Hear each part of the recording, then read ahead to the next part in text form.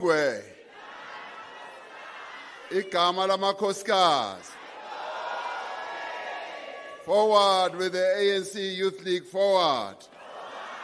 Forward with the ANC Veterans League, forward. Mandla. National Chairperson, Comrade Gwede Mantashe. Members of the National Executive Committee of the ANC, Siaparangwe, Mayor Sophie de Bruyn,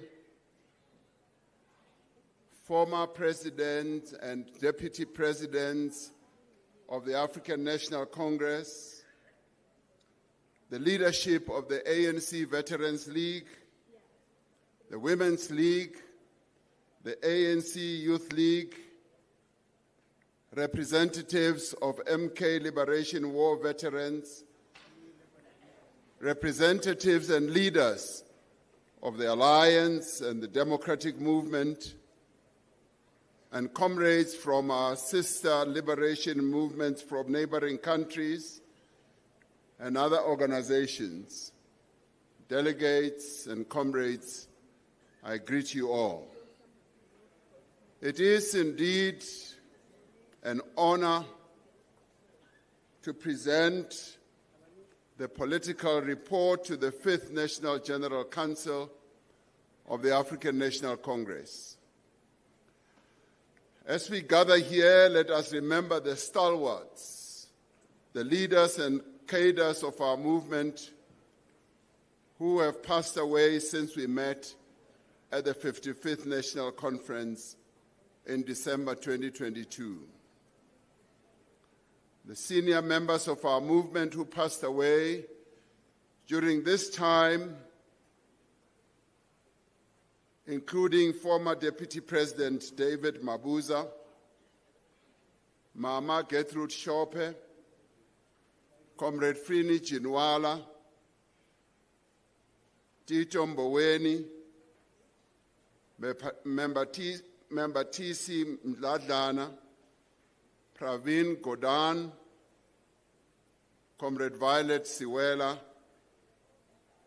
Professor Sibusiso Bengu, Chris Mahlako, Aziz Pahad, Isop Pahad, Lungi Kabashe, Tina Jomat Peterson, and Natim Tetwa, among others who were leaders at the national level. There are many others who also passed away who were leaders at provincial, regional, and branch level. We pay tribute to these gallant freedom fighters to honor their lives and contribution. We should continue the struggle to which they dedicated their lives.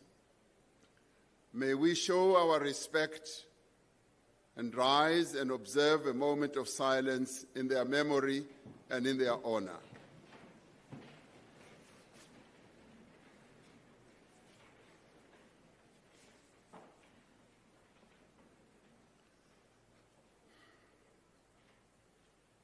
Thank you, comrades.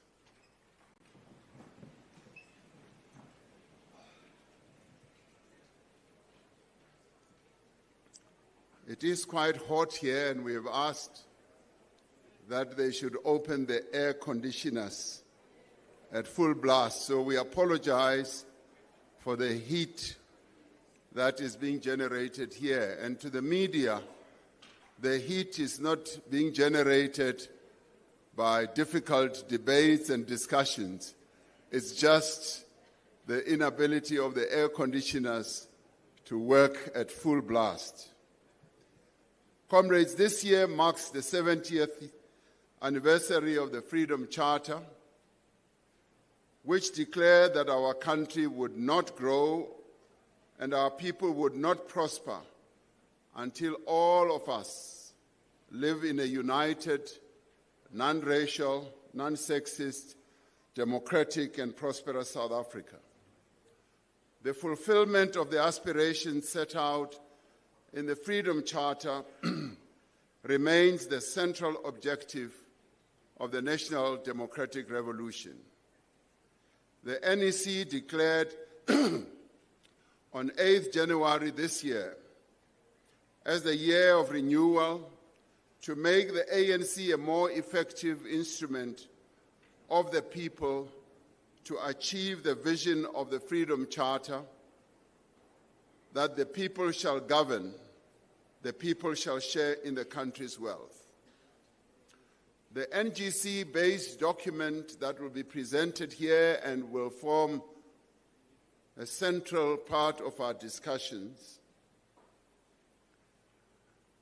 to this NEG further summarizes the vision of the National Democratic Revolution correctly as being the creation of the National Democratic Society with the following attributes: a united, capable, and ethical developmental state based on the will of the people, regardless of race, sex, belief, language, ethnicity, or geography, incorporating representative, participatory, and deliberative elements so that the people shall govern. Another attribute is about improving quality of life for all through access to affordable, quality basic services, equal rights and human dignity, and broad opportunities for every citizen. An inclusive, transformed, and thriving economy that offers decent livelihoods to all, including restoring the birthright of all South Africans to access land, the nation's wealth, finance, and other resources within a growing, integrated African continental economy. A nation with a common identity as an African country underpinned by non-racialism, non-sexism, unity in diversity, and a spirit of global human solidarity. Given the evolving terrain of struggle, one of the questions as delegates to this NGC we are asked to consider is whether the fundamental assumptions of the NDR still hold today. The historical theory of change that has guided our movement now faces new and complex realities. Understanding the implications of these complex realities is fundamental to repositioning the African National Congress and the broader alliance within the ongoing struggle for fundamental transformation.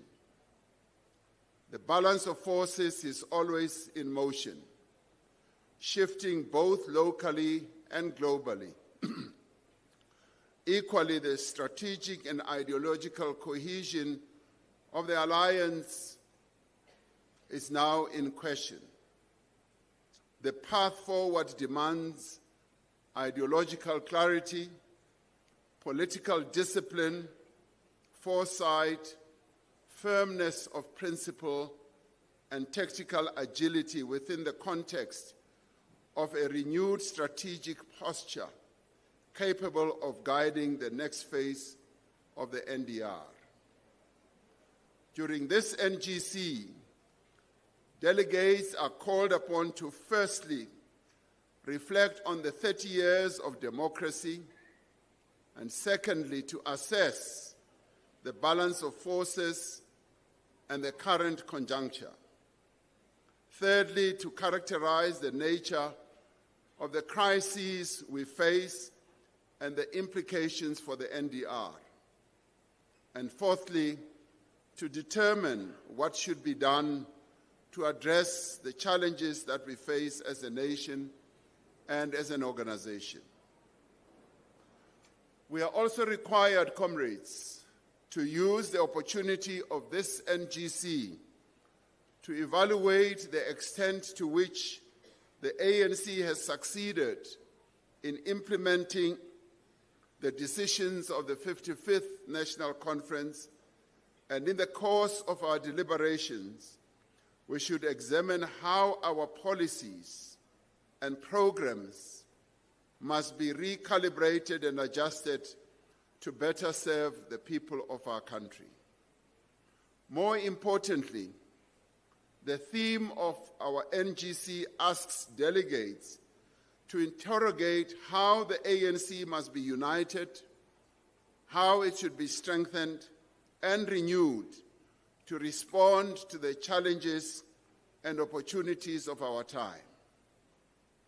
In the declaration of the 55th National Conference, we said conference rises with determination to implement the immediate program of renewal, which demonstrates that the ANC, by its actions, can be trusted to put the improvement of the conditions of life of all the people of our country at the center of all its actions. The conference made the fundamental point that for the ANC to be successful in transforming our country, in advancing the national democratic revolution, it must embark on a journey of thoroughgoing renewal. Renewal requires that we reaffirm the organizational culture and the traditions of the ANC as a movement that is rooted among the people, representing their interests, concerns, and aspirations. We require a renewal of values and ethics. We need to deal decisively with the scourge of corruption and unacceptable conduct. And we must forge a cadreship that is imbued with a militant, principled, and fighting spirit. We should also focus more attention on the implementation of our decisions. For the lack of the implementation of our decisions is a disease that we must rid our organizations and structures, including our government, of. The ANC must be united around the values and the principles of our movement.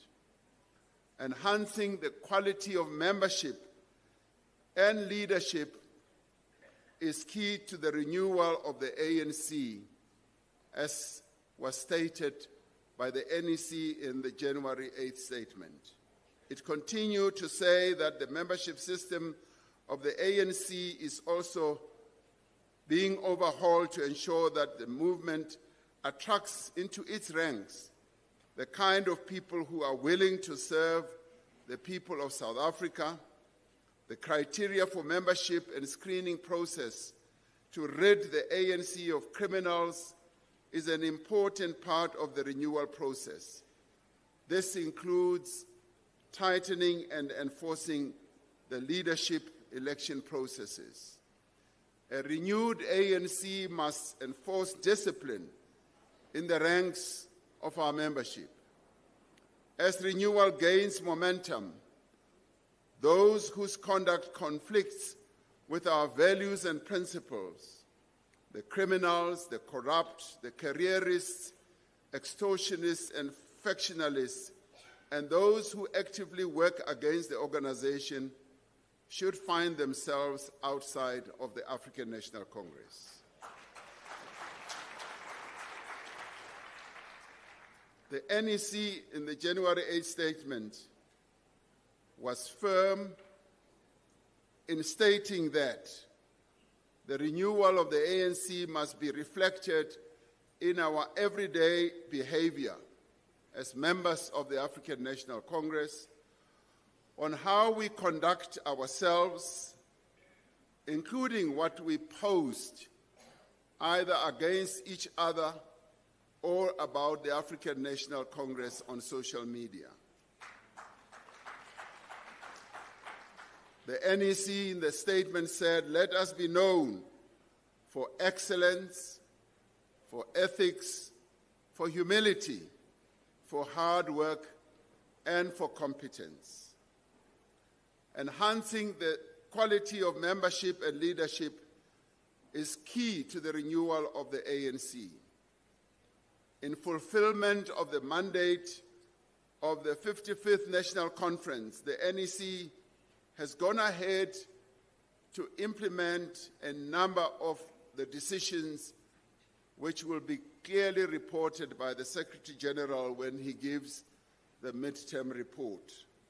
But amongst others, we've proceeded to implement clear accountability mechanisms to tie leadership to expectations, measurable performance, and consistent reporting. To foster a culture of ethics and integrity, the NEC has continued to strengthen the terms of reference of the Integrity Commission and introduced a compulsory course on ethics and integrity in the political education curriculum. The O.R. Tambo School of Leadership continues to effectively implement conference decisions on enhancing and deepening and broadening political education in the ANC. We should applaud the leadership of the O.R. Tambo Leadership School.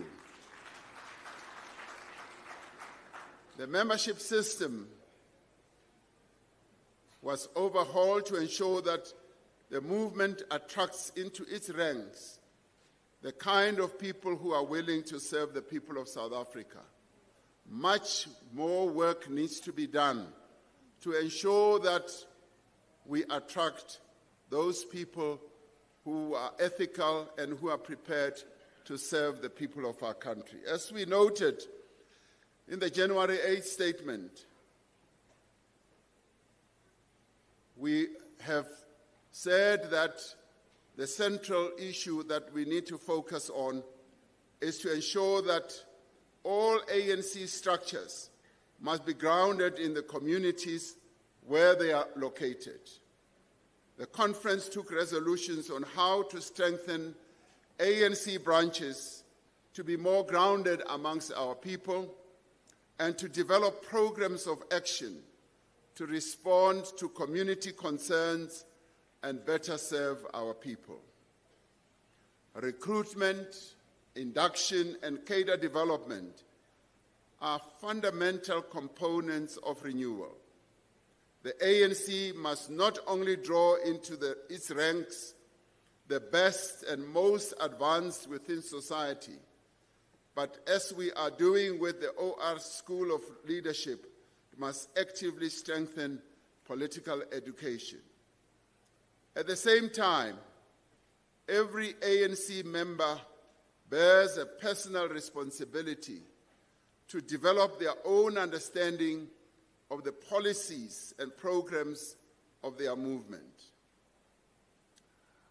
On coming to the alliance, the Revolutionary and Strategic Alliance grew out of struggle, out of a shared commitment to the liberation of the oppressed masses of our people. The unity of the alliance remains critical for the successful pursuit of the NDR, especially in these times when progressive ideas and values are under constant attack. Comrade O.R. Tambo's words still resonate. Ours is not merely a paper alliance created at conference tables.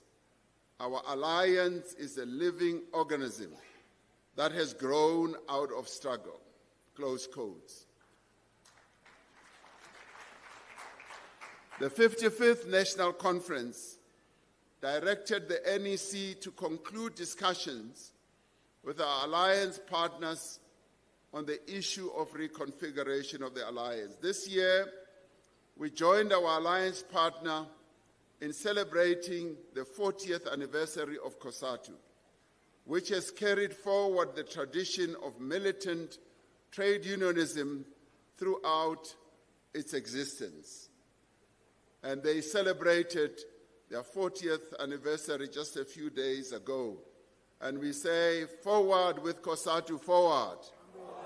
Forward with the workers of South Africa, forward. We pledge as the ANC to stand side by side with COSATU and its various unions to protect and advance the interests of the workers of South Africa. We must acknowledge that the decision by the South African Communist Party to contest elections separately threatens the unity and the cohesion of the alliance. Recent by-elections held in various parts of our country have shown that being divided wreaks consequences of causing major losses and confusing the voters of our country. The Secretary General will report on the discussions that have been held with the SACP on a bilateral basis with regard to the decision that their conference has taken. This NGC must discuss the full implications of this decision for our movement and for the alliance. We need to do so, particularly as we go towards next year's local government elections. This political report reflects on developments since we held our 55th National Conference in December 2022. We should recall that the 55th Conference was held at a critical time in our country. Our country was still recovering from COVID-19 pandemic, which had claimed the lives of well over 100,000 people within a short space of time.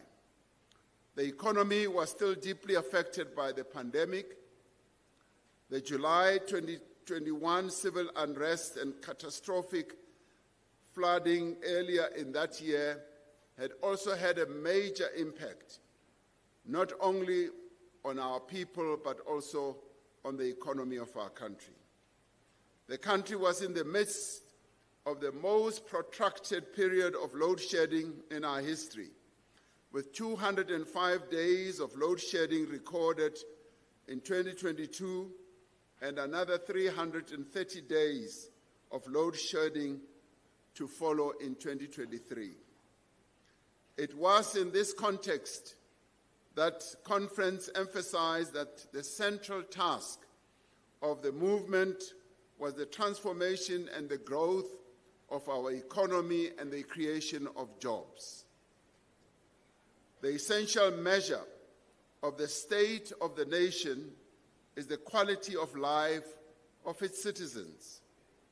The legacy of colonial dispossession and apartheid remains a defining feature of South African society, reflecting persistent inequality in wealth, income, and access to land.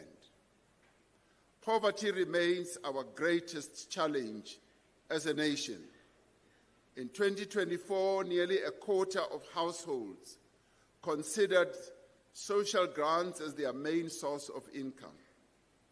While this is a sign of the extent of the need in society, which we should be concerned about, it is also an indication of the extensive social support measures that the ANC has put in place to assist poor South Africans who still live under the long shadow of colonial exploitation and apartheid oppression that still has consequences and a legacy that we need to deal with. Around 61% of the national budget, after debt servicing costs, goes towards the social wage, including social grants, education, healthcare, housing, and free basic services. Increases in the cost of living in recent years have affected all South African households, with the poor and the working class being most vulnerable. The 55th conference directed the NEC to address the issue of the cost of living as a key priority. In line with the resolutions of the 55th conference, measures to address the cost of living have included increases in funds to our municipalities to provide free basic services to needy households, indigent families, an increase in the value of social grants, and an expansion of the list of food items zero-rated for VAT. In the last 3 years, inflation has been tapering down from 7.2% to 3.6%, providing relief to households and boosting demand in the economy. We have often said that education must be at the center of our fight against poverty.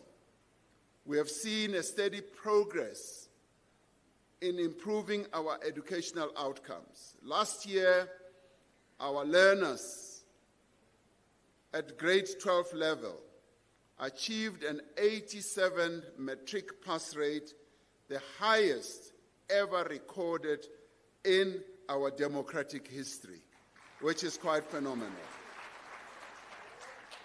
Through NSFAS, we are supporting over 800,000 university and TVET college students. Our focus now is on expanding access to quality early childhood development and early grade literacy and numeracy. And one of the challenges we neglected over a long time was to focus on early childhood development. And when we decided to move early childhood programs from social development to basic education, we have now taken the funding of early child development to a higher level and have allocated and will continue to allocate more money for ECD in our budget. But comrades, we need to do much more if we are to have what we've always called a skills revolution. A skills revolution ought to start with early childhood development, which is effective, leading up to primary school education, right through to tertiary education as well. The skills system that we have needs to shift towards producing skills that are linked to demand in the economy. We need to consider a radical overhaul of the SETA system and introduce a dual academic and on-the-job training system. The money that is allocated from the skills development levy needs to be used effectively to make sure that the skills that we develop are clearly linked to what the economy of our country needs. In 2024, we achieved a milestone on the path towards affordable and accessible quality health care with the passage of the National Health Insurance Act. Once implemented, the NHI will ensure that all people have equal access to health care regardless of their ability to pay. And the NHI will be implemented, much as we are facing a number of challenges from various stakeholders about its implementation. In preparation for the NHI and to address severe challenges in our health system, government is directing resources towards hiring more doctors, more nurses and health professionals, permanent employment of community health workers, and the purchase of new equipment. It is simply a joy when we even travel to rural clinics and hospitals and find that they are beginning to be provided with the latest high-tech health equipment deep in our rural areas. And this is the advancement that we want to see continuing. The ANC government and ANC-led government is investing in the construction, revitalization, and maintenance of facilities in our health system across the country. One of the great achievements of successive ANC administrations is the massive extension of access to basic services such as electricity, water, sanitation, and refuse removal. Since democracy, access to electricity for lighting increased from 58% to now 95%. This is a phenomenal achievement we should be pleased with.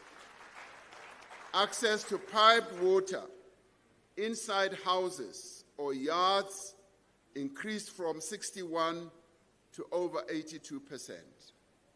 In just over the last decade, the percentage of households in formal dwellings increased from 65% to 88%. This was in a period when the total number of households in the country grew by 3.4%, a million rather. However, many communities continue to experience problems with reliability and the quality of the services, basic services. The number of households experiencing water and electricity interruptions has increased significantly in recent years. Much of the decline is due to the weaknesses in local government, including governance lapses, poor financial management, inadequate infrastructure, maintenance, and the lack of skills. Work is underway to strengthen our municipalities to improve the delivery of basic services. When speaking about cohesion and national unity, this is central to the historic mission of the African National Congress to solve the national question by uniting the people of our country and building a sovereign South African nation. The ANC has successfully embedded these principles within our democratic constitutional order. The sense of shared nationhood is well established among South Africans of all races. However, some in our society still adhere to notions of racial superiority and seek to maintain racial privilege. The vehement opposition by some groups to our policies of transformation and redress conveniently align with wider notions of white supremacy and white victimhood fed by false claims of the persecution of white Afrikaners in our country. The propaganda of these false claims has real implications for our sovereignty, international relations, and national security. It is essential that we counter this narrative and defeat this agenda through direct and frank engagement, mobilizing broad support for the South African vision of non-racialism, reconciliation, and transformation. And this is a campaign that needs to be launched not only in our country, but globally as well, particularly to address the false notions that some globally are perpetrating about what is happening in South Africa.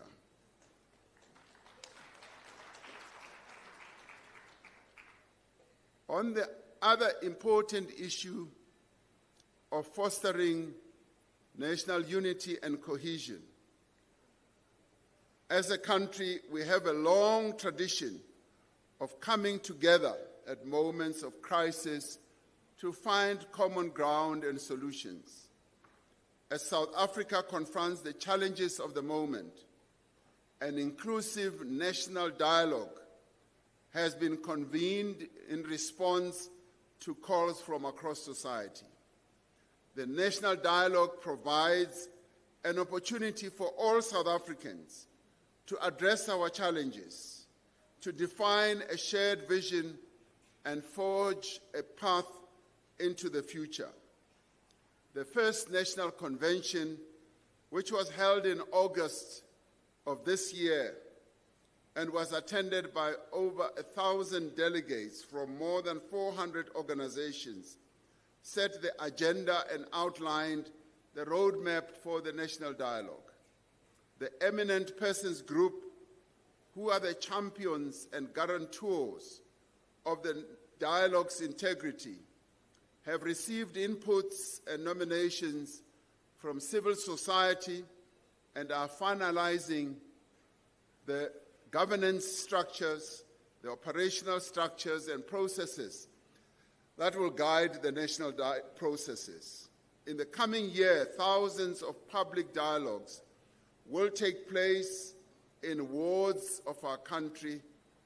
The national dialogue should produce a social compact that is widely inclusive, that has broad support in society, and that will guide the country forward along a common path. On the issue of governance, elections, and accountability, our country held its 7th election on the 29th of May 2024. The election reaffirmed that democracy is entrenched, it is robust, and it is enduring in South Africa. This was the most contested election in 30 years of our democracy, with a proliferation of parties and, for the first time, independent candidates. However, it was a severe strategic setback for the African National Congress. We received only 40% of the national vote. This was the first time since the advent of democracy that our share of the vote was less than 50%. While the ANC remains the most supported party, with almost twice as many votes as the next party, we suffered our greatest drop in support since 1994. We lost our majority nationally and in key provinces of Gauteng and KwaZulu-Natal. Among other things, the drop in support can be linked to the emergence of the MK party, the dissatisfaction of our people with unemployment and lackluster economic growth, service delivery challenges, and anger and perceptions of widespread corruption, but also the weaknesses in our own structures, which we clearly saw with a weak election campaign that could have been a lot better had our structures been stronger. The record low voter turnout of 58% affected the ANC more than other parties. The NEC agreed that the election results placed a responsibility on the ANC to give leadership to the country and ensure unity, stability, peace, and progress in the nation. After considering various available options, the NEC decided that we should invite all political parties in the National Assembly to form a government of national unity. as the best approach to move the country forward. Following engagements, a government of national unity was established with 10 parties participating: the African National Congress, the DA, the IFP, the PA, FF+, the UDM, Rise Mzansi, Al-Jamaa, the PAC, and the Good Party. The parties agreed on a statement of intent committing to respect the Constitution of our country, the rule of law, and to promote accountability, transparency, integrity, and good governance. They agreed on a basic minimum program, which formed the basis for the medium-term development plan. The GNU identified 3 priorities. Firstly, to drive inclusive growth and job creation. Secondly, to reduce poverty and tackle the high cost of living. And thirdly, to build a capable, ethical, and developmental state. In its assessment of the first year of the GNU, the NEC agreed that we have safeguarded the core progressive policy agenda of the National Democratic Revolution. Through the GNU, the ANC has continued to execute its agenda for nation building and fundamental social and economic transformation, albeit under difficult conditions. We have stood firm against resistance campaigns mounted by right-wing forces and have not retreated from progressive domestic and foreign policy positions. The 55th Conference agreed that building an ethical and capable state is essential for economic transformation. A fundamental feature of such a state is a public service that is professional and competent. To this end, the National Framework for Professionalization of the Public Service was adopted by Cabinet in 2022. Recruitment and selection processes are being overhauled, along with performance management systems, competency-based assessments, and integrity tests are also being introduced, particularly tests that will be able to give us information about the integrity of those who should serve our people. One of the other key aspirations of the professionalization framework is the depoliticization of the public service. Those who work in all spheres of the state need to be insulated from undue political interference and vested interests as well. State capture provided a bitter lesson on the vulnerabilities of the public sector to interference by private business interests. Our conference resolved to strengthen local government by addressing political and administrative instability, improving service delivery, and strengthening accountability and financial sustainability as well.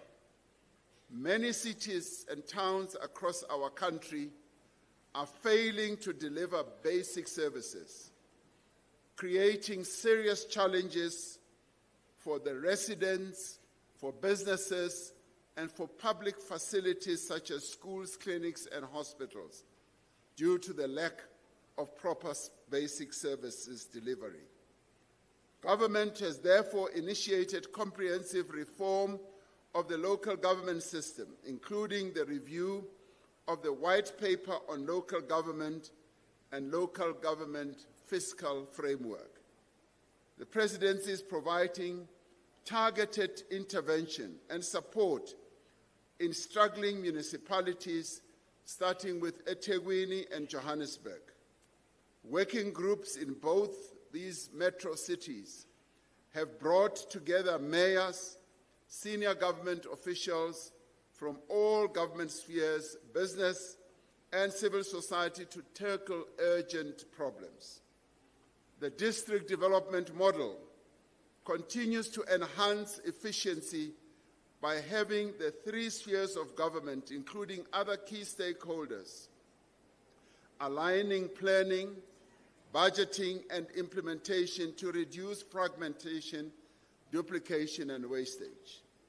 We are committed to continue working with our traditional leaders to ensure that they can play their essential role in promoting sustainable and inclusive economic development while being custodians of heritage, culture, and traditional values.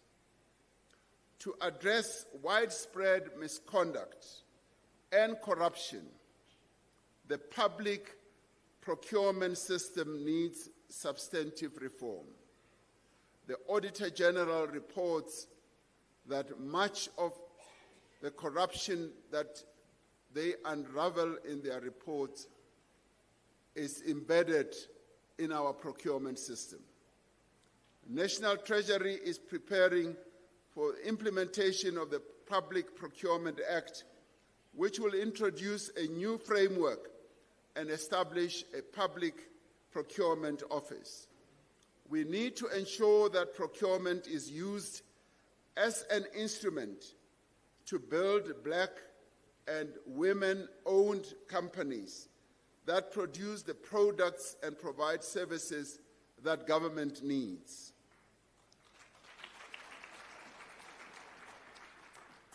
It is found that too many tenders that are issued to middlemen or middlewomen who do not have the relevant competence to provide services and products as well. This is a waste of public funds.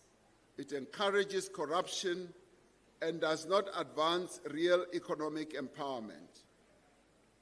One practice that has weakened the state is the practice of outsourcing functions that should be performed by government departments and public bodies. The effect of this is that public institutions no longer have the skills and the capabilities that they need because they outsource many of the functions that should be performed and conducted by a capable state. We need to get rid of outsourcing of simple and straightforward functions in our government system. Outsourcing opens the door to corruption, with many cases of tender manipulation, bribery, overpricing, and the use of front companies. But it also makes those who work for those entities that we outsource to be vulnerable because their job situation is always tied to the tenders that those companies or entities receive. Once the tender comes to an end, they become unemployed. We therefore need to give dignity to our people by making sure that they gather good skills and they have permanence in their employment through our work in the public sector. The ANC should act to end the practice of outsourcing core functions of the state. The capacity of the state to perform these functions needs to be rebuilt. The 55th conference observed that South Africa needs rapid, inclusive growth to create jobs. After more than 15 years of low economic growth, we are now beginning to see the signs of a turning point. Much as some, even within our ranks, say this is a delusion, it isn't a delusion. The most recent projections from the National Treasury show that we can achieve much higher growth over the next 5 years if we implement our policy commitments. Our experience shows that when our economy grows, jobs are also created. In the first 15 years of democracy, when our economy grew at above 3% a year, employment rose and poverty fell. In the second 15 years, when growth fell to 1%, unemployment and poverty rose. We have therefore undertaken a strategy to achieve higher levels of inclusive growth through accelerated infrastructure investment, forward-looking industrial policies, improved service delivery, land redistribution, transformative spatial planning, Black economic empowerment, and supportive macroeconomic policies. As the ANC, we have been clear that growth must be inclusive. It must drive radical social and economic transformation through redistribution of wealth and opportunity. It must support empowerment of Black South Africans and women.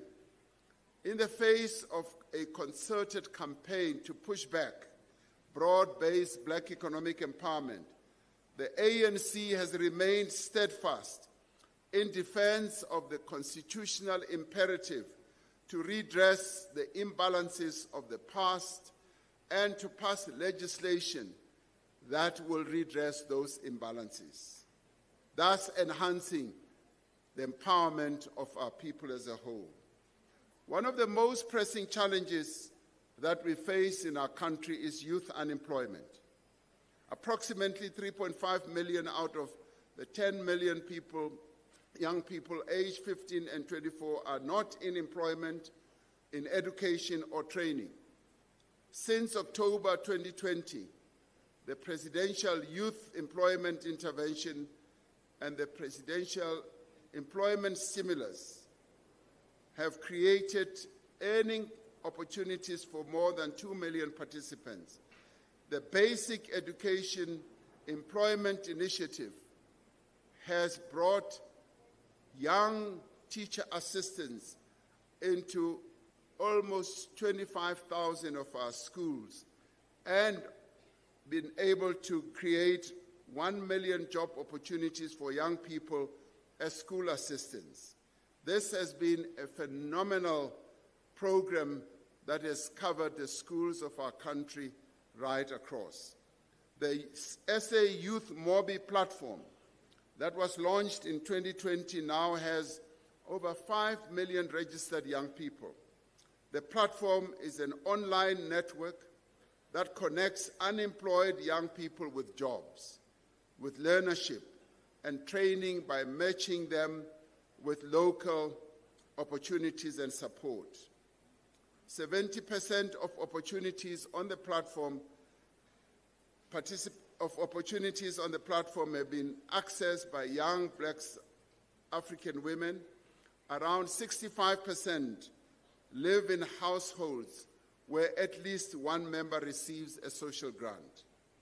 The Youth Employment Service, a joint initiative of government and business, has provided 200,000 young people with year-long work experience opportunities, making it the largest corporate-funded youth jobs program in the world.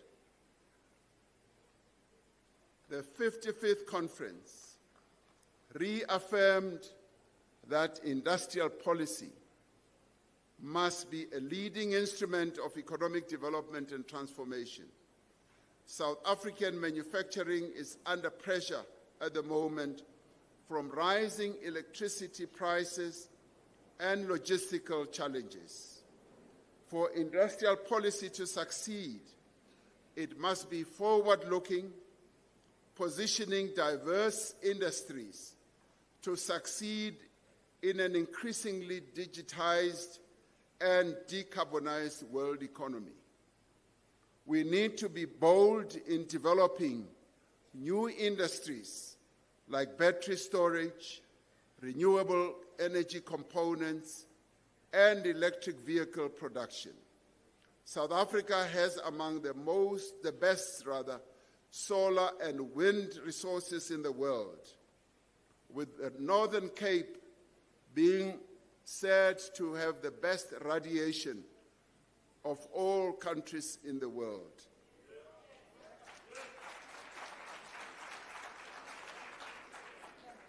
Yes, it does, including Comrade Zamani, having a town which is called Hotazel, meaning that it is as hot as hell in Hotazel. But what is pleasing with this is that we are utilizing this natural resource to attract investments. The Northern Cape has seen the most investments in renewable energy, utilizing the sun or solar, and the Eastern Cape has also seen great and increasing investments in wind power, as the Western Cape, and now Mpumalanga and Limpopo are also going to see heightened investments in utilizing our natural resources, including methane gas, which has been found in Mpumalanga. Well over 100 billion rand has been invested in renewable energy projects in the Northern Cape. And Comrade Zamani reports that we've seen great growth in the Northern Cape. Industrial expansion requires efficient, reliable, and competitive network industries. However, over the course of more than a decade, our state-owned enterprises in these network industries, particularly Eskom, Transnet, and PRASA, declined due to the effects of state capture, mismanagement, and a lack of capital investment. To correct this, and in line with the resolutions of the 55th National Conference, government is leading a process of structural transformation in energy, in water, in our ports, in our rail and telecommunications. Now, through this work, we are reducing costs, we are improving efficiency, we are lowering barriers to entry, and enabling higher levels of investment. We have seen a dramatic drop in load shedding frequency and severity. This has been made possible by steady improvement in Eskom's performance and regulatory changes to allow private investment in electricity generation. And we have to applaud those who have been working on these programs of ensuring that load shedding is something of the past. We have to applaud them. Government recently finalized the Integrated Resource Plan 2025, outlining a balanced and diversified energy mix. Renewable energy capacity will increase from 17 gigawatts to over 45 gigawatts by 2030, continuing to grow to provide more than half our energy supply. The country is moving towards a competitive electricity market. While Eskom will continue to play a leading role, the new model will enable many generators to supply electricity and compete based on efficiency and costs, and leading to lower prices and more reliable supply. And this is necessary so that we see more investors coming in, alleviating the burden that our state-owned enterprise, Eskom, should carry on its own as we increase energy generation. We are making significant headway in increasing the volume of goods that are moved on rail lines and through ports. After dramatic decline, freight volume increased from 150 million tons in 2023 to 174 million tons in 2025. We still need to increase the volume of goods that are transported on our rail to well over 250 million tons. Transnet has established a rail infrastructure manager and made capacity available to train operating companies on a concessionary basis, whilst the rail infrastructure itself continues to be owned by the government. PRASA has restored 35 of 40 priority lines, meaning that commuters can now travel safely and affordably on locally manufactured trains. In the last financial year, PRASA recorded 77 million passenger trips on its lines, a huge increase from 39 million in the previous year. So things are moving and people are being moved on our trains.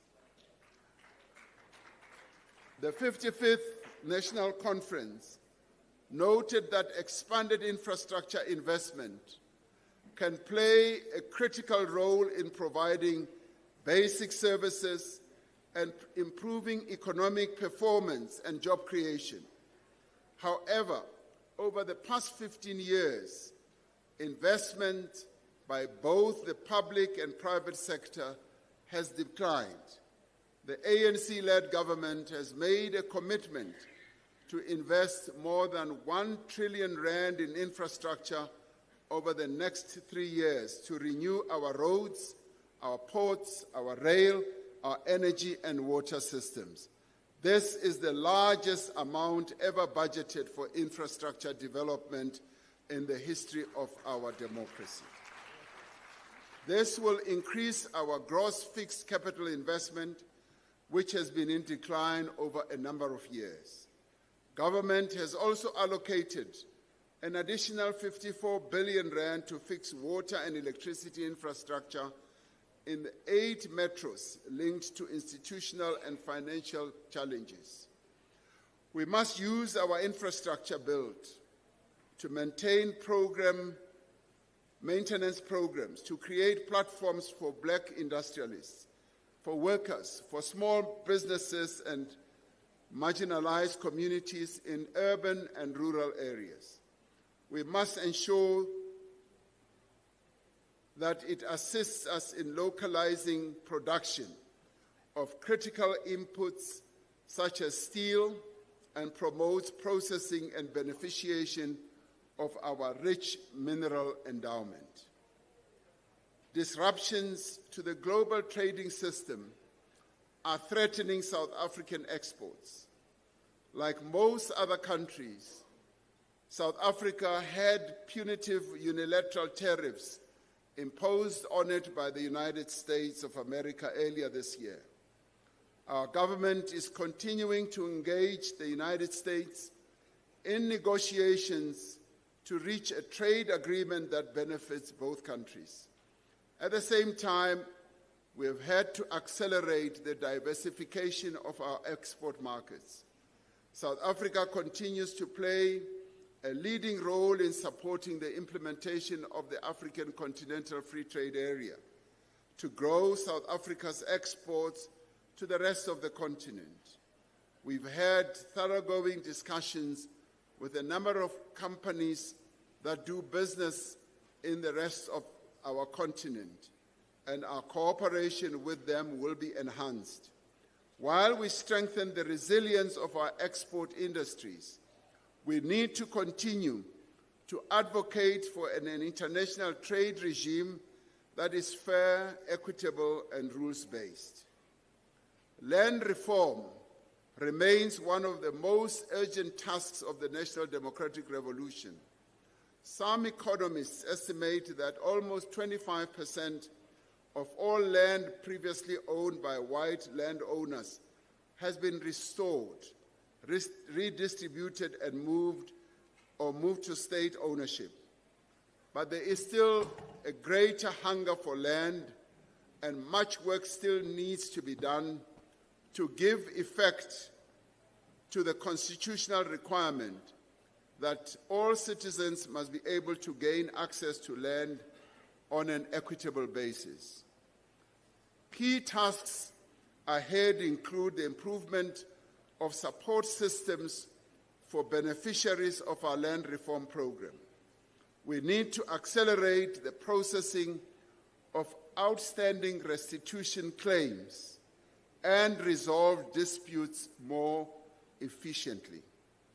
Equally important is addressing urban land reform, as most South Africans now live in cities where access to well-located land and housing remains deeply unequal.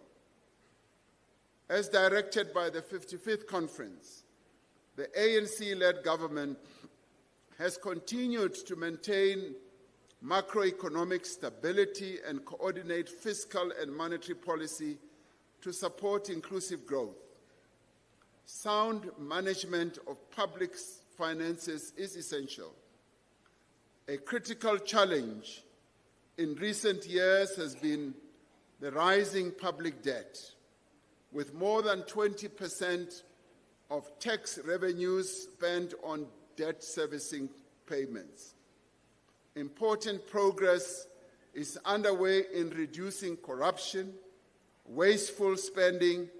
However, cutting spending across the board carries significant social and economic costs. Instead, we need to reduce spending on inefficient programs and increase spending on programs with the greatest impact amongst our people, such as infrastructure investment, while maintaining social assistance to poor and working-class households. The measures that we are taking to strengthen public finances is creating a shift in public sentiment and investment. Over recent weeks, our sovereign credit rating has been upgraded. We have been removed from the FATF grey list. Interest rates on government bonds have decreased, and our currency has also strengthened. In the last few days, the National Treasury's latest bond issue was oversubscribed almost 4 times and was issued at much lower rates than before, reflecting renewed confidence in our economy. Some leading business people have said that due to the measures that we are taking, the South African economy has turned the corner after more than a decade of decline due to state capture, the COVID pandemic, the 2021 civil unrest, and the devastating floods of 2022, and weaknesses in government execution.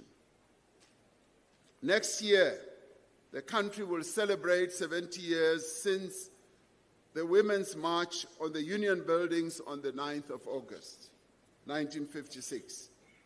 We will recall the courage as well as the determination of the women of our country in standing up not only to the apartheid government, but to laws, practices, and attitudes that prevented South African women from realizing their rights. We are fortunate today to have Comrade Sophie de Bruyn amongst us, who is a Isitwalandwe, who participated in that march. As the ANC, we have carried that spirit into our democratic constitution, into our laws, policies, and programs. This year, the world marked the 30th anniversary of the Beijing Platform for Action on Women's Rights and Gender Equality. This landmark development has had a profound impact on our own country's efforts to advance the position of women in society. Today, South Africa ranks second. I repeat this. South Africa ranks second out of G20 countries in terms of women representation in Parliament.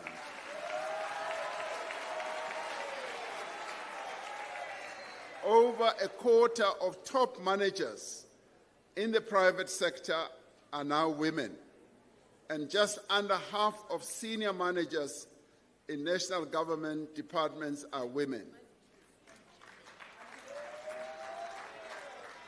Comrade Sisisi Tolashe, I have to apologize that you found so many men standing here during our candle lighting, and we hope that too will change, as you are indicating with your hands.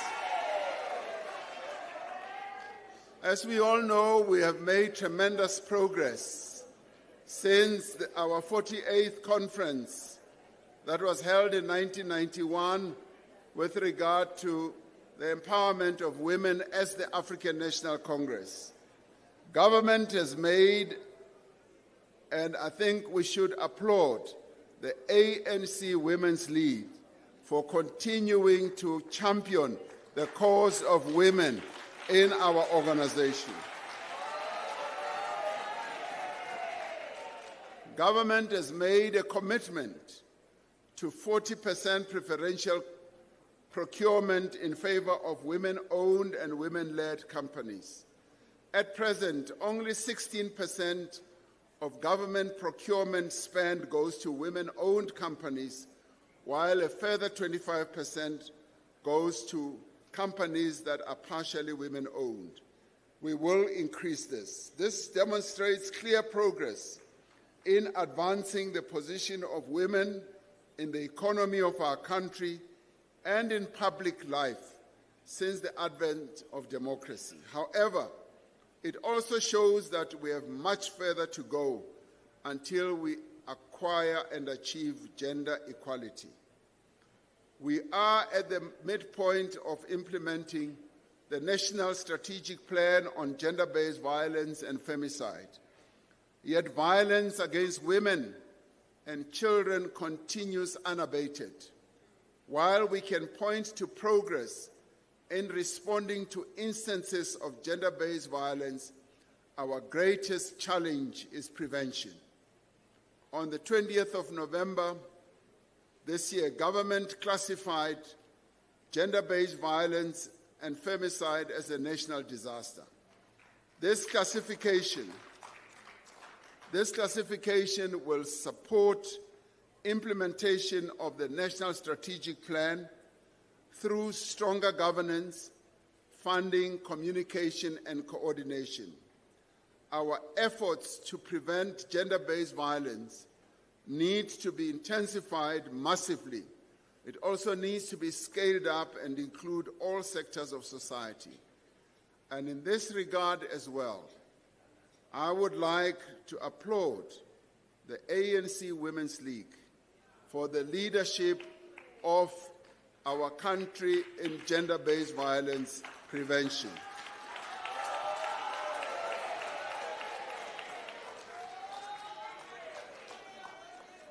Comrades, crime and violence continues to take a toll on our society. Apart from the human cost, crime impedes social development and inclusive economic growth. Police continue working with our other law enforcement agencies to dismantle organized crime syndicates and combat financial and violent crimes.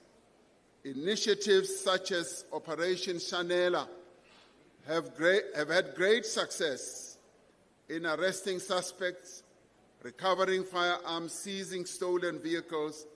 The South African Police Service has increased its intake of new personnel, including into units like public order policing and detective services. While the country has recorded a decline in some crime categories. We have seen a rise in extortion, kidnapping, and illegal mining. In response, the establishment of a multidisciplinary economic infrastructure task team in 20 hotspots has led to several breakthroughs. Involvement and mobilization of communities is critical to the fight against crime. Significant effort and resources have been directed towards reviving community policing forums. ANC branches must be integrally involved in strengthening CPFs and mobilizing communities in crime-fighting campaigns. As we work to rebuild our criminal justice system, we need to act when reports emerge and allegations are made that threaten and undermine the stability and effectiveness of these institutions. In August this year, we established a commission of inquiry headed by Justice Madlanga to investigate allegations about collusion of police and political figures in criminal activity. At the same time, our National Assembly established an ad hoc committee to probe the same allegations. This is necessary to establish the facts through an independent, credible, and thoroughgoing process so that we can ensure that accountability of our institutions and safeguard public confidence in the police service. We are hopeful that the findings and recommendations from these investigations will represent a turning point in our fight against crime and corruption. The integrity and the credibility of our criminal justice system is vital to ongoing efforts to combat crime and corruption. Over the last few years, we've made significant progress in building and strengthening law enforcement agencies, security services, and prosecutorial bodies. In the 3 years since the final report of the State Capture Commission was presented to the President, government has undertaken major reforms based on its recommendations. These include a raft of new laws to strengthen our anti-corruption institutions, to enhance the procurement system, reform the intelligence services, and improve corporate accountability and public administration. The value of assets linked to state capture recovered by the state is now over 16.4 billion rand. These are monies that were misappropriated that have been returned to the state. In 2024, we established the Independent Directorate Against Corruption in the NPA. In August, the National Anti-Corruption Advisory Council handed over its final report recommending the establishment of a permanent, independent, and overarching entity to deal with corruption. One of the most significant recent developments was our country's exit from the Financial Action Task Team grey list. This is good for the integrity and reputation of our financial system and a boost to South Africa's international reputation. Our 55th conference reaffirmed that Africa and its development remain the central objective of the ANC's international perspective and policy. While Africa has some of the fastest growing economies, overall growth is constrained by poor infrastructure, low investment levels, and instability due to conflicts. Many countries are constrained by a substantial debt burden, often spending more on debt interest payments than on education, health, and infrastructure. To accelerate sustainable social development, Our continent needs to focus on growing investment and trade, building infrastructure, achieving debt sustainability,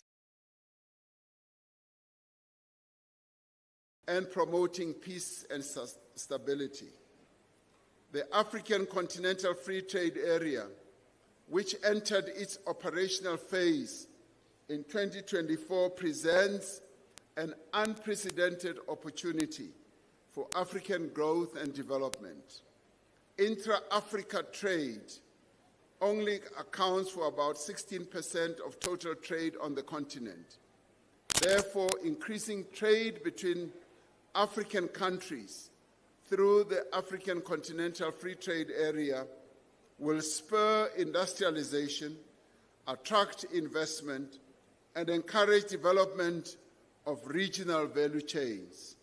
South Africa is well positioned to benefit from access to a single African market of over 1.4 billion people.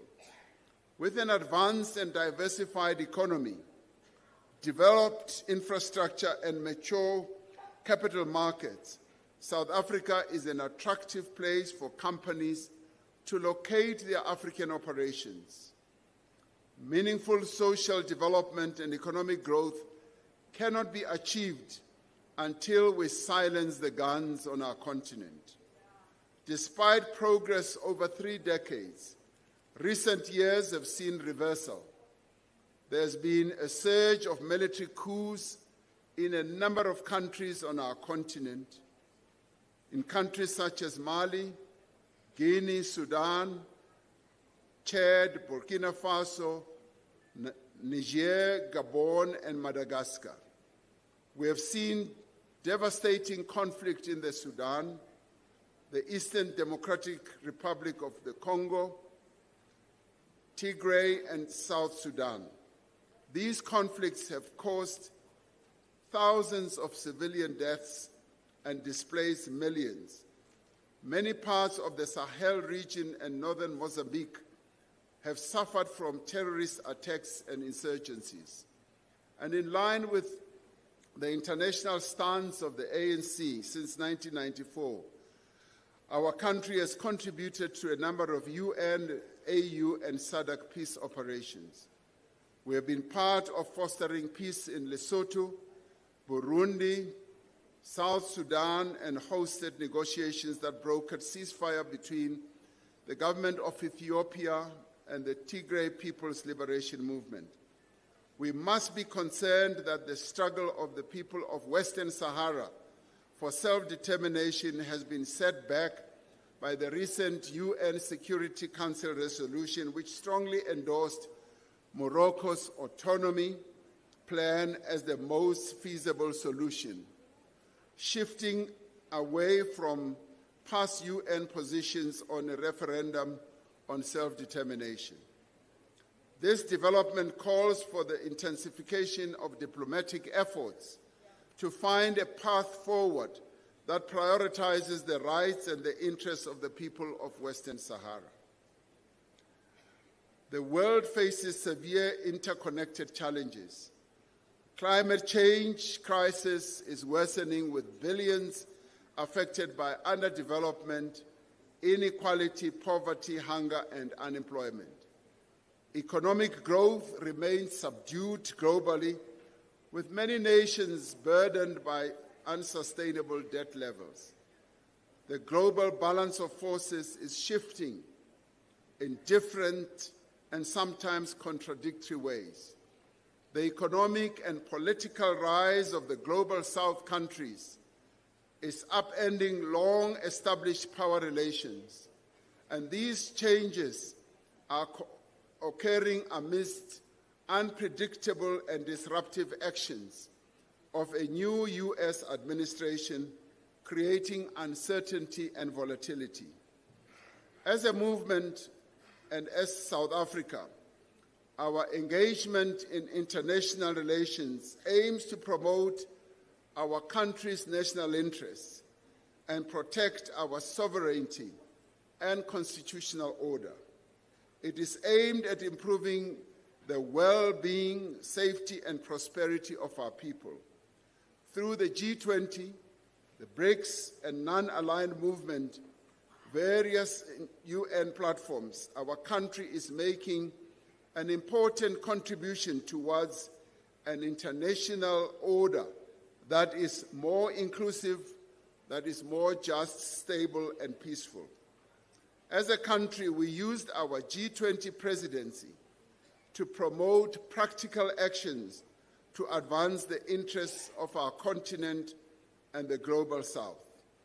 Through more than 130 meetings, we engaged on a bold, transformative G20 agenda that resets relations between countries of the North and South, which strengthens multilateral institutions and the rule of law. All key agreements at the G20 Leaders Summit are important for the well-being and development of the people of our country and our continent and the world. From actions agreed on debt sustainability to just transition finance, from critical minerals to international finance architecture, the G20 outcomes provide important support for our efforts to grow and transform our economy and create jobs. I have, in a national address, thanked the people of South Africa for the manner in which all of us were able to have a very successful G20. I now thank you as members of the ANC. I particularly want to thank our government officials, our ministers, but also more particularly those who were at the center of hosting the G20, which was our Minister of International Relations and Cooperation and our Minister of Finance. But I also want to applaud our comrades in Johannesburg for making sure that they embarked on a thoroughgoing process of cleaning up the city.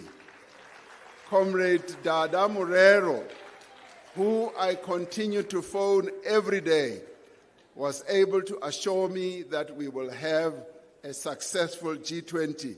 So I say thank you to Johannesburg as well. Well done. South Africa continues, comrades, to play an important role in promoting peace on our continent and far afield. And in this regard, the atrocities committed by Israel against the people of Gaza prompted our government to argue before the International Court of Justice that the State of Israel was in violation of the obligations under the Genocide Convention. Since the onslaught began in October 2023, more than 70,000 people are known to have been killed in Gaza, most of whom are women and children. South Africa welcomed the agreement on a ceasefire that resulted in the return of hostages and the release of many Palestinian political prisoners. However, it is a matter of grave concern that Israel is breaking the ceasefire almost on a daily basis. Our country continues to call for an immediate end to the assault on Gaza and its people, and for meaningful negotiations to commence towards the establishment of a sovereign Palestinian state existing in peace alongside the State of Israel. Anything short of self-determination and the recognition of the fundamental human rights of the Palestinian people will not be acceptable and will not bring peace to that region. We must be deeply concerned about the horrific suffering caused by the civil war in the Sudan, in which more than 150,000 people are reported to have died. South Africa continues to participate in different peace processes seeking to bring about a just and lasting peace in Ukraine. This includes our involvement in the African Peace Initiative, in which several African leaders visited Ukraine and Russia. Our efforts are informed by commitment to peaceful resolution to various conflicts. All conflicts reveal shortcomings in international mechanisms to maintain peace and security. The UN Security Council, in particular, has shown that it is incapable in its current form of fulfilling its mandate. There is therefore an urgent need for the reform of the UN Security Council and other international institutions to ensure that they are representative. This is in line with the decisions adopted by the African National Congress at its various conferences. Our reflection on the work of the Renewal Commission, which was decided on by our conference. The ANC's program of organizational renewal is showing progress. The SG will report on this in the medium-term report that he will present shortly. There is still important work to be done, and the movement must continue to attend to both organizational and ideological renewal. And unless the ANC succeeds in renewing itself, we will perish. We must build better and activist branches. We must revive sectorial work. We must strengthen the alliance. We must reassert ANC values and principles and strengthen organizational integrity. The ANC appointed the first Renewal Commission during 2017 and 2022 term, with a main brief to develop an ANC Vision 2032. The discussion document on the vision was completed and presented to the NEC and the National Conference in 2022. Vision 2032 will be made available to NGC delegates to consider as part of their commission deliberations. The second Renewal Commission highlights the need to continue strengthening the key elements as parts of renewal. And these include organizational design, cadre development, integrity, and revolutionary morality. As we proceed towards the 120th anniversary of the ANC, the Renewal Commission recommends specific areas for attention and focus. Firstly, to eradicate factionalism and patronage by intensifying efforts to build unity in our ranks. Secondly, to reassert political discipline and cadre accountability by becoming more systematic and vigorous in ensuring accountability. Thirdly, to modernize and streamline organizational processes to make them more efficient and accessible. And fourthly, to strengthen ideological training and leadership skills by intensifying political education, which is currently underway. Fifthly, to diversify and broaden the demographic composition of our leadership structures. And lastly, to enhance the integrity and candidate lists by strengthening transparency in candidate selection processes. We also need to reinvigorate the alliance by creating and strengthening alliance forums for discussing ideology and strategy. We must also undertake grassroots mobilization through regular engagement with the masses of our people through door-to-door engagement, imbizos, and other forms of mass work.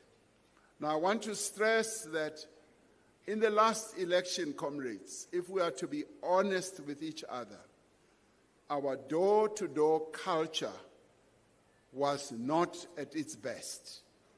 We did not do vigorous door-to-door.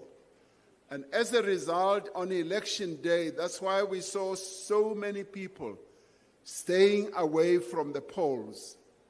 And in part, it was largely because they had never been touched by the ANC visiting their homes, visiting the various locales that they go to. We must therefore, as we approach the next local government elections, ensure that we go back to basics. We go back to what has made us a strong organization, being closely connected and rooted with our people. There is also a need for us to renew our values and political culture by reintroducing meaningful initiatives to engage communities and serve the people. We need to encourage a culture of humility and modesty amongst our leaders. This practice of showing off to our people, either our wealth, our cars, as we drive in our communities, must come to an end. The ANC serves the people. This NGC should elaborate on specific actions to be taken under each focus area. If the ANC can demonstrably renew itself, then public attitudes towards our movement will shift from cynicism to possibly cautious optimism and ultimately to absolute embrace and support. We have to earn that trust through our actions, not our words. The world is changing in unprecedented ways, with both challenges and opportunities for our country as well. It falls on the African National Congress to provide leadership. The brave women and men of the Congress of the People pledged to strive together, sparing neither strength nor courage, until democratic changes set out in the Freedom Charter have been won, struggling together side by side. That remains our solemn commitment even today. We should now move forward to the complete realization of the National Democratic Revolution. And as we renew our movement, we should be able to get that support back from our people. It is now, as Madiba used to say, in our hands for us to renew and to rebuild the ANC. And we need to move forward to a united, non-racial, non-sexist, democratic, and may I stress, prosperous South Africa. I thank you, comrades.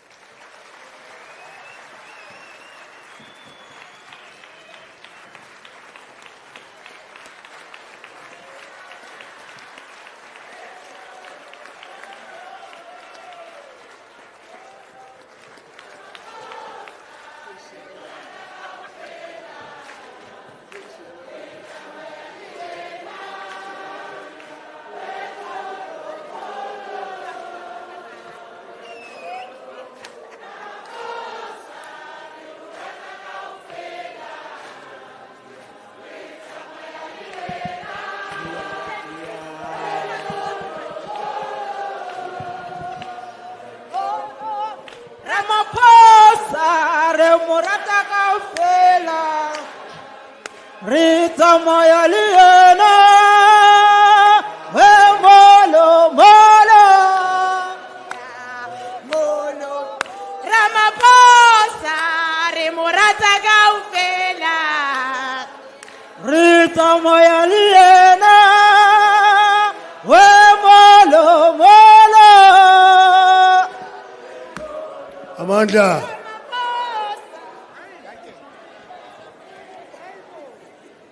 Amanda, uPresident usinike into ekuthiwa yi-political report. Not just the political overview. He gave us the political report for the period. So after we've adopted the credentials, you will have to adopt this report as well. Now, time is against us, but we must do this. We must allow the messages of support to be read now. Z6. No, Mamelan. Z6. We have 3 alliance partners. We have 3 liberation movements that have sent people here who are having a presence. So we allow Isango to speak first, followed by COSATU, followed by the Communist Party. Those are our allies. Then we'll come to the liberation movements.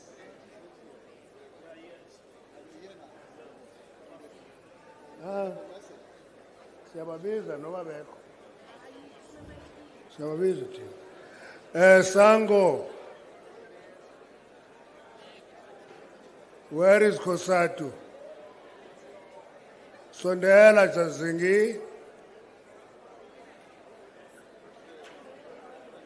Sondela Zingi.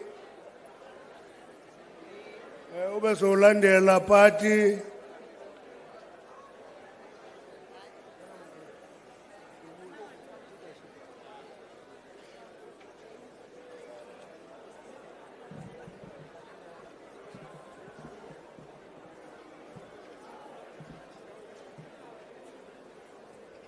Thank you very much, Chairperson. President of the ANC, Comrade Cyril Ramaphosa, ANC leaders who are present here, leadership of SANCO led by Deputy President, the President of COSATU, Comrade Zingi, and other leaders of COSATU present. General Secretary of the SACP, although I've not seen him, Comrade Mapaila and other leaders of the SACP present. Leaders of the ANC Women's League, leaders of ANC Youth League, PYA, MDM structures present, and all the invited guests present here. Sinesiqubulo sethu kwisanko esithi asikhulumi ngesikuzwile, sikhuluma ngesikubonile, sikhuluma ngesikwaziyo. This National General Council of the ANC, Comrade President, is the constitutional imperative and a platform for the ANC to assess its work in the middle of the term of office of the National Executive Committee in between conferences, as you told us. In that, firstly, this critical assessment should include the analysis of the state of the alliance and its ability to pursue the national democratic revolution. Secondly, it must also deal with the assessment of the program of action that the ANC adopted and instructed government to implement in accordance with the work of the ANC subcommittees. Lastly, it is the political program of the ANC to renew itself to become an even more powerful instrument to drive the transformation agenda. As we share our message of support to the ANC today, it is imperative to note that it is centered around the above 3 important points, which are discussed below. As we share our message of support to the ANC on the assessment of the state of the alliance, we want to underscore and reiterate that this is not a paper alliance, as you said, and emphasized, President. Rather, it is an alliance forged out of the necessity to pursue a program that is meant to transform the lives of our people for better. It is therefore a revolutionary alliance glued on the program to pursue the national democratic revolution in order to resolve class, race, and gender questions. Therefore, whether dialectical contradictions prevail on the alliance relations, their synthesis should be predicated from the three important aspects of our revolutionary struggle: the class, race, and gender question. Hence, the following questions are important. How far are we with resolving the class struggle in our country in line with the national democratic revolution? What is the state of racism within the country, and how are we responding to it? What is the level of gender issues, including gender-based violence, in the country, and what is our response to it? Comrade President, Lenin, in his famous question on what is to be done, teaches us that posing correct questions lead to correct answers. Therefore, the above question should lead to correct diagnosis of the problems at hand and provide correct answers.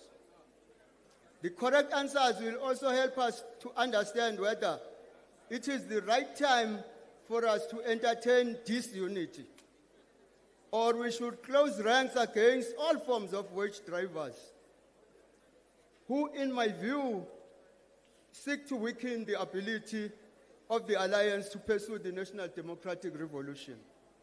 Anything or anyone who contributes to the disunity of the alliance is actually derailing the NDR and contributing to counter-revolution. Using this characterization of the problem and without questioning the conference resolution of our party, the SACP, as an important ally in this alliance, I do not think that we must not engage on whether material conditions at this juncture allows for us to contest elections separately. If we allow this to happen, what will be the perspective of society of the ideological standing of the alliance, the NDR? I'm pleading with all of us, particularly our alliance partner, SACP, that we perhaps allow space as allies to engage on this matter with the view to agree on compromises from all alliance partners. I therefore urge that we urgently convene the alliance summit to discuss and agree on the program and resolve our differences moving forward. We have a position on that. We are not going there to listen. We will engage. On the work of the ANC, both at organizational level and the government, this work is about service delivery, and it is very close to SANCO constituents. How we are assessed as SANCO by our constituents is highly dependent on the performance of the ANC-led government, especially delivery of service to the people. Therefore, the deteriorating socio-economic state of the country, which further exacerbates the triple challenges of poverty, unemployment, inequality, affect our work as SANCO severely, because we are on the ground to campaign for the ANC. This, as indicated above, has a negative impact not only to the ANC relationship with the people, but it affects SANCO's relationship with the people, because we rally them behind the ANC under the pretext of better service, delivery, and pursuit of the NDR. We are here to call on the ANC to not only review its strategy on delivery of services, but also to find quick and lasting solutions in order to regain the trust and support of the people. Lastly, on the question of renewal, apart from the delivery issues that we alluded above, The people of South Africa are aware that the ANC over years driven a vigorous program of transformation in the country. This includes all aspects of our struggle and touches in most of our Freedom Charter promises. This ranges from education, culture, land, laws, legislation, labor laws, comprehensive social security program, housing, water provision and electrification, infrastructure development, etc. We moved previously oppressed, mainly blacks, from 20 to above 90 in some aspect of delivery in this regard. Moreover, we commend the ANC for maintaining its political posture international and therefore making significant strides in fully participating in the global economic platform such as the BRICS and the recent G20. Comrade President, we believe that the ANC has done well in this regard. However, the pace of service delivery must be accelerated in order to do more. As part of renewing the organization, we must look at the following 4 principles of running the organization, taking from Amical Cabral and through the eyes of the needle, the police of the ANC.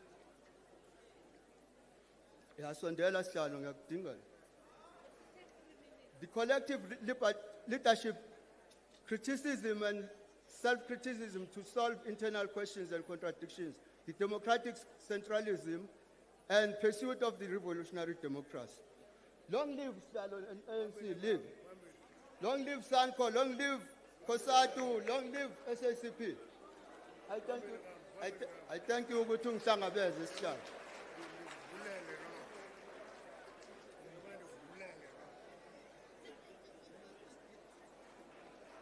Mandla, long live the African National Congress, long live. Long live the South African Communist Party, long live. Long live COSATU, long live. Ngandu Silwa Mhlali, Ngandu Silwa.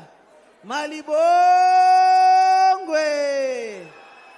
Gama lamakhosikazi. Ndiyabulela mqwathi. Ndibulise kumongameli we-African National Congress. Allow me, Chair, to rise respectfully on the protocol that has already been observed. Ndiyacamagwisha, ndiyathokoza, ndibulisa kubantwana bethongo. Chair, please accept our revolutionary greetings from the Federation of Elijah Baha'i, the Federation of Nana Abrams. We are indeed honored to be here and look forward to the robust engagements, concrete commitments, and most importantly, the practical actions emerging from this critical NGC. We must, as the Federation, express our deep concern with the plight of our members, the staff of the African National Congress, who once again have not been paid on time, as this is their fundamental right. Comrade Chair, this cannot be tolerated. Workers must be paid without exception. COSATU expects this NGC to focus on the challenges that are facing workers and the unemployed. We need this NGC to focus on interventions to fix the state, to grow our economy, to tackle unemployment, to slash poverty and inequality, to address crime and deal with corruption. In order for us as the Alliance to win the coming elections, we must have a good story to report to society. This necessitates a progressive budget in February that will ensure that the state is able to provide the public and municipal services that the working class and the economy depends upon. We must revive the bold commitments that have been made in the ANC NEC January Lekgotla on a new mass industrial and small medium enterprises finance packaging. We must, as the President has alluded, ramp up the presidential employment stimulus to take the economy to the 3% that is needed. We must also be able to slash unemployment and provide a pathway to for the employment of 12 million people that are unemployed. We must also, Chair, move from talk to action. Abantu abaji amazwi ethu. And so we need to fix dire state of local government, and we must be able to overhaul our anti-crime strategies. Law enforcement and the judiciary must be provided with the weapons to win this war. What the working class does not want to see are comrades that are focused on factional destruction. 2024 and the 40% the liberation movement received is our final wake-up call. We ignore the warning from the working class at our own peril. This NGC needs to focus on intensifying the renewal of the ANC and the unity of the alliance. And we must say, only a coherent and united alliance can emerge victorious in the most difficult local elections to date in 2026. It is therefore essential that the Alliance Political Council be urgently convened, and that we must be tasked to ensure that the alliance is united as we prepare for the local elections. The fate president of the liberation movement and the alliance, the tools to fix the state and tackle crime and corruption, the ability to respond to the needs of workers and the economy lay within our hands. And so we want to say to the ANC, to the SSCP, to COSATU, to SANCO, the alliance is not a convenience. This alliance is a weapon, but a weapon that must be sharpened, a house that must be united.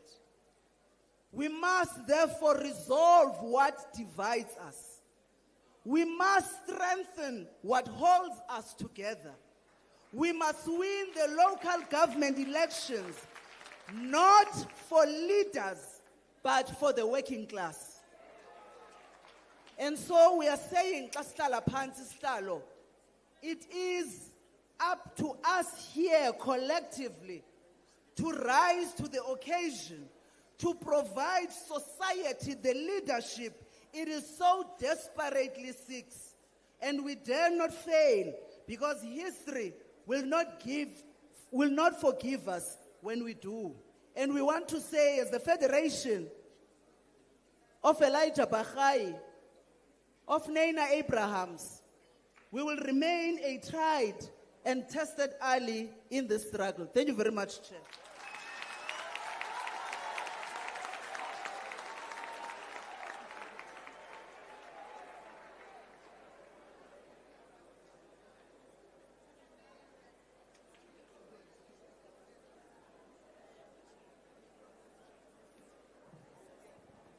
Thank you very much, National Chair. Must I also follow suit and stand on the protocol as it has been announced? First of all, I just want to indicate that the General Secretary is not with us today because there's a clash in our program. But we have prioritized this NGC because we have allowed him to go and attend to something, and the 5 of us are here as officials. All right, President, I just want to start, before I say anything, to start from the bottom. And thank you very much, and your government, for having convened a successful G20 conference. Not only about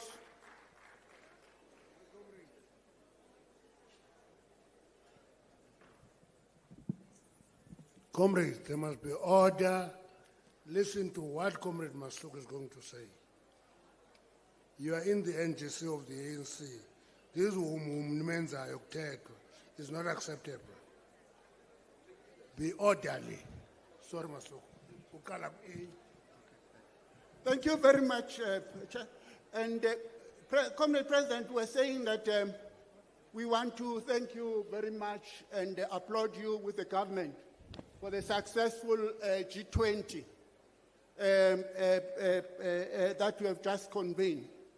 It's not only about the G20 in our case, it's the innovation that we have actually put in that process of influencing the agenda of the G20. That innovation to bring about the social summit was spot on, because it was not influencing the G20, it was also influencing how also as government and the alliance we should take into account the issues that the summit has actually raised. One of the issues, because I spent time with it, one of the issues that I think they've been raising as a case was that we should stop talking about critical minerals. We must talk about minerals, all of them, because the minerals are part of them and they belong to the people of South Africa. Secondly, President, the party want to applaud you for having represented the sovereignty of this country. We have protected our image and want to say thank you. Your stance in relation to what we stand for as a country was communicated directly to anyone, to everyone else. And Comrade President, the G20, and not just that act, has allowed us to be able to realize that U.S. cannot dictate into the world. There are a number of alternatives that we can engage in terms of engaging our future. They don't have a hold in us. And for that reason, I want to thank you also for the initiative that you have actually taken to diversify your relationship with China, with all the other countries, with India, and all the other countries that you have been involved in. We're seeing you this week, we're in Mozambique. And we are saying, extend it to Cuba, extend it to Venezuela, extend it to Western Sahara.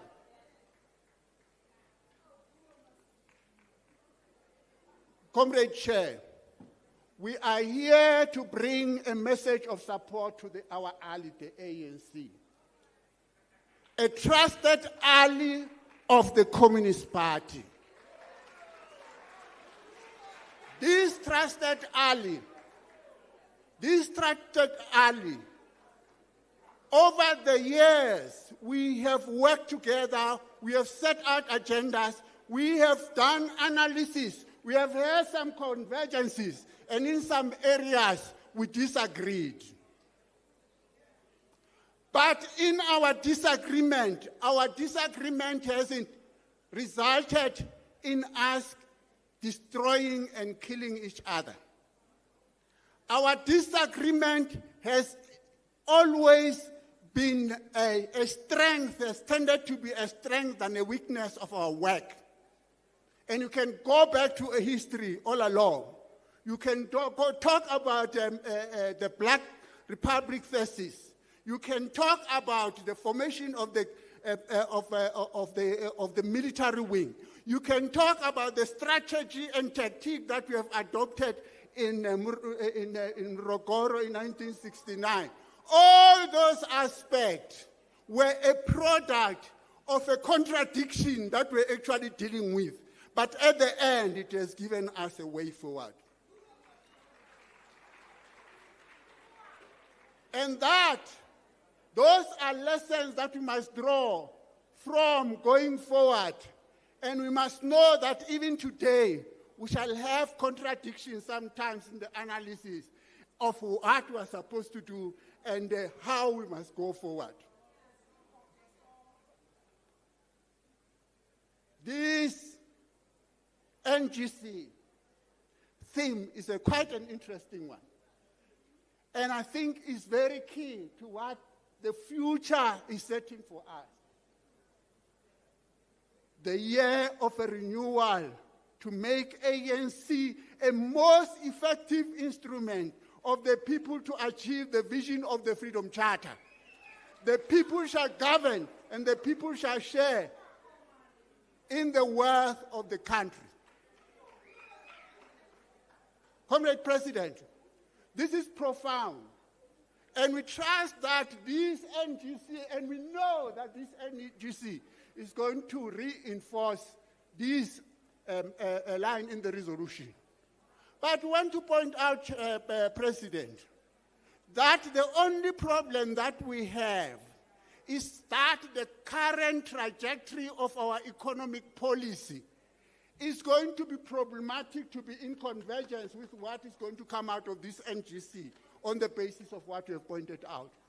There is a need to sit down and review the direction that we're actually taking together, and not the ANC on a side and the party somewhere on a side and COSATU somewhere on a side.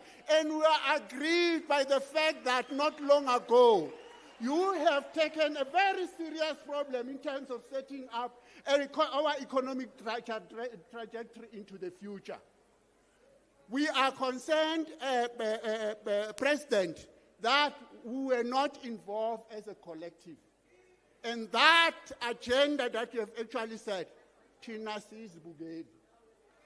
The last part that I want to talk to, Comrade Chair, the Communist Party welcome and support the agenda of renewal of the ANC. And our members of the party, who are members of the ANC, have been given a task to assist the ANC in this route that you want to do to renew yourself. But at the same time, we have gone as a party beyond that to say the renewal of the ANC and the renewal of the party as you have adopted it and the renewal of the COSATU is not enough. There must be the reconfiguration of the alliance itself.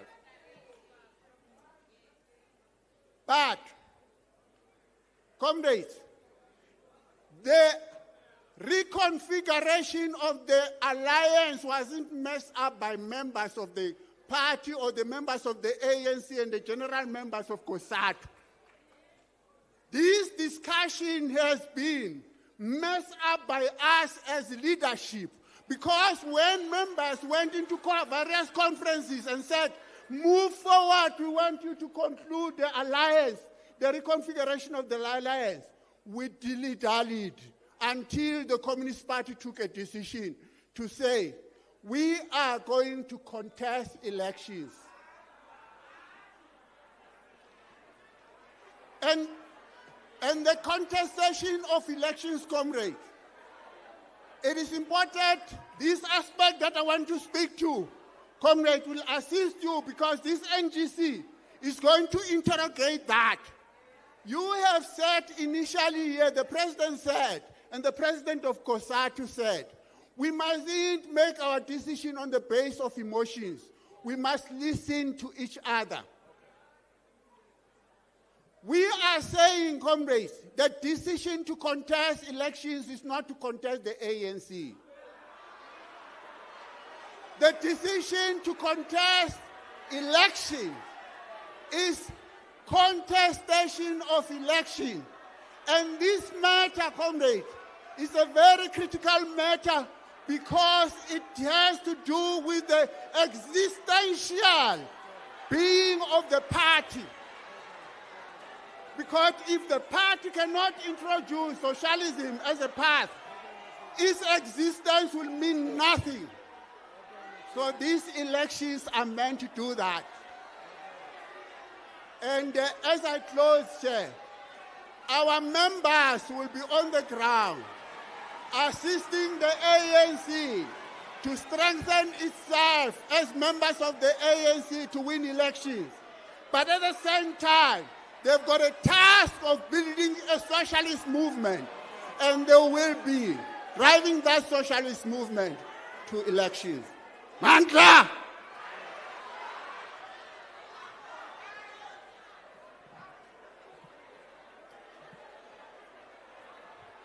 Amanda, away to Molo and Sophie. Molo and Sophie. Molo and Sophie.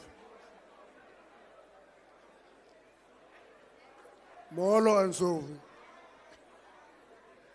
Okay. Mamelani ke. Mamelani. The most important thing about a gathering of this nature is that you listen to what you like, you also listen to what you don't like. You have a duty to listen to every view. Now, we have a contradiction in stand-up now because the translator into forward mobility. Before we break for lunch, sizawucela the following comrades abathunywe ziipati zabo. John Lukando weSwapo. Niyazi Swapo? YaseNamibia. Comrade Lukando uzawulandelwa nguComrade Sithembiso Nyoni weZANU-PF ngapha eZimbabwe. Niyazi ZANU-PF? Oh, nambalwa ngokabayaziyo. Then kuzawuthetha uSC weFrelimo, uComrade Chaki Abubakar. Ezo zi-liberation movement ezithumele i-members the-Central Committee to this NGC. Thank you, comrade.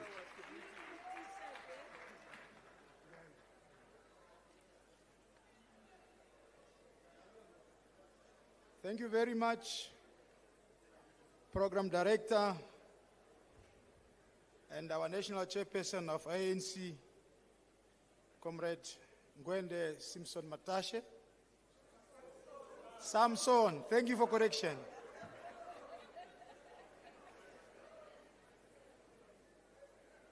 The President of ANC and of the Republic of Namibia, of South Africa.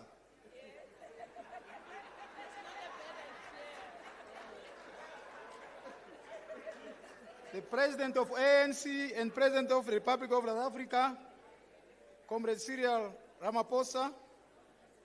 The Vice President of ANC and the Republic of South Africa, Comrade Paul Mashatile. And of course, the Secretary General of ANC, Comrade Fikile Mbalula. Comrade Chair, in the interest of time, I recognize the rank and file of ANC as well as the salutation established earlier.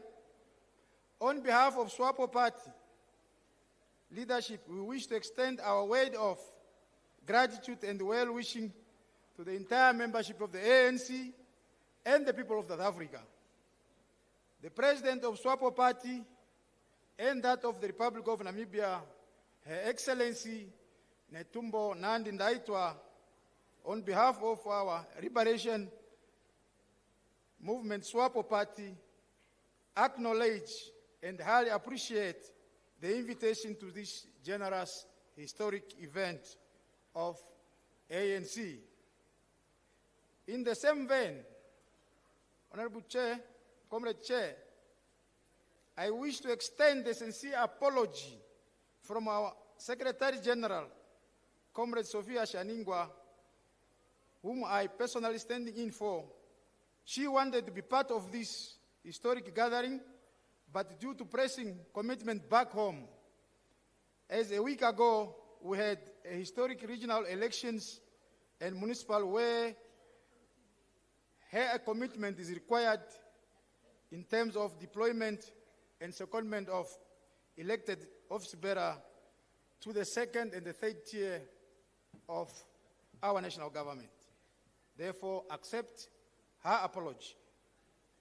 Your Excellency, Comrade President, this noble invitation and convening of ANC National General Council coincide with our freshly ended regional and local authority elections, which was held on the 26th of November 2025, on which our governing party, SWAPO, through the election with close to 70% victory in both regional and municipal elections.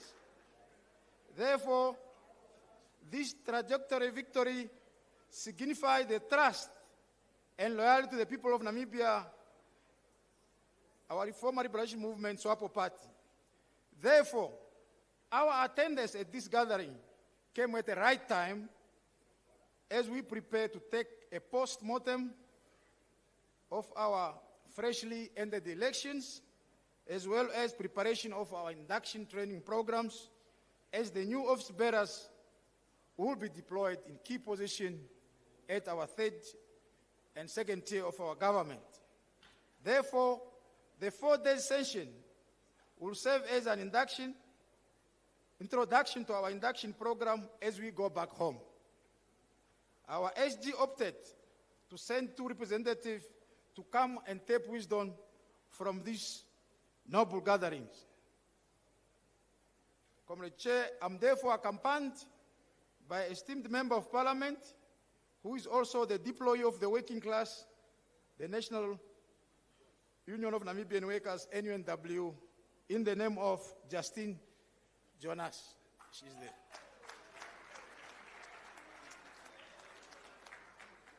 Comrade Chairperson, we view the hosting of this event as a true reflection of good governance and acting on the will of the people and the entire population of South Africa. This event, under the theme, the renewal to make ANC effective instrument of the people to achieve vision of the Freedom Charter, and people shall govern, and the people shall share the country's wealth, speaks a lot.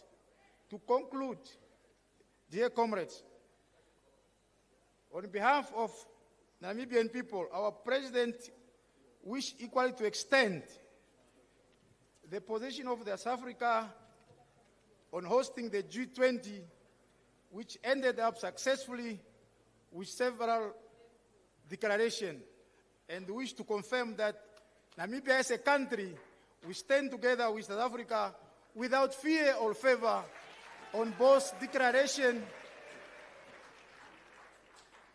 We equally also thank South Africa for hosting the just ended SADC-PA forum, which was also officiated by the Vice President, Comrade Paul Mashatile, in KZN, of which I was also part of. To conclude, we wish also to congratulate the ANC for its performance during the recent by-election that was held countrywide in South Africa. That shows the trust they have. We wish you the best of all as we move closer to the mass-based outcome and resolution of the 5th General Council of ANC that will provide new energies and result guidance with our organization and established structure. Aluta! Aluta! Maibuye! Thank you, Comrade Chairperson.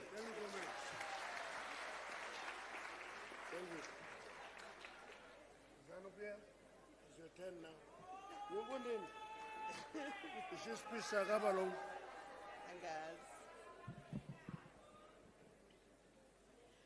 Long live President Cyril Ramaphosa, long live!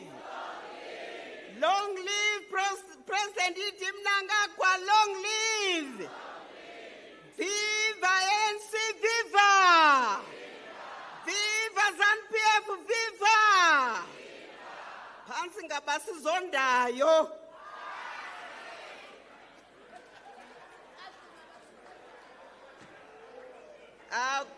Comrade Matamela Cyril Ramaphosa, the President of the ANC, kindly allow me to write on the protocols already established.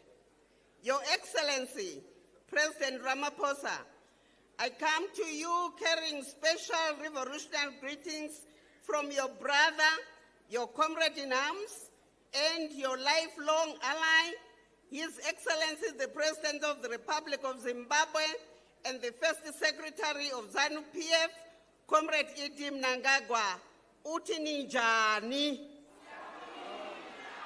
I convey greetings from ZANU-PF to the ANC and the people of from the people of Zimbabwe to the people of South Africa, declaring that we are one people bound by a history that spans centuries and decades and sacred blood of our people. Comrades and friends, my delegation and I are most grateful, Your Excellency, for the hospitality we have received from the people of South Africa. We want to say thank you very much. Siyabulela. This reflects our profound and unbreakable relationship between ZANU-PF and ANC. Ours is not an ordinary relationship. It is bound by the trenches where Zimbabweans and South Africans fought side by side, shedding blood for the liberation of our people. That history is sacred. That solidarity is unshakable. We are one people. We share one vision, economical and political prosperity of our nations. Freedom Charter, though born in South Africa, is ours too. It inspired the whole continent of Africa. It spoke to the dreams of the oppressed Africans. It remains a guiding star for every progressive liberation movement that seeks dignity, justice, and economic emancipation of its people. Comrades and friends, from the powerful address delivered by President Ramaphosa yesterday and the panel discussion that followed, we had the same language that resonates across liberation movements. That is self-reliance, nation-building, and sovereignty. We congratulate you, President Ramaphosa, and the people of South Africa for your leadership and that of the ANC, for the economic achievements and the registered economic growth despite all the challenges. In Zimbabwe, our president always says, "Nyika inovakwa neveni vayo, ilizwe lakhiwa ngabanikazi balo." A country is built by its people. This is exactly what the ANC is doing. Congratulations, Your Excellency. We commend the progress made towards fulfilling the Freedom Charter. As President Ramaphosa highlighted yesterday, your work is re-attracting the youth to the movement, demonstrating that liberation movements don't belong to yesterday. They also belong to generations to come. You are empowering young people and women, giving them space not only to participate, but to lead and to shape the ANC and drive the national agenda and to own the future of this great movement. The ANC is the future, just as ZANU-PF is the future in Zimbabwe. We have made the ANC, you have made the ANC attractive, Your Excellency.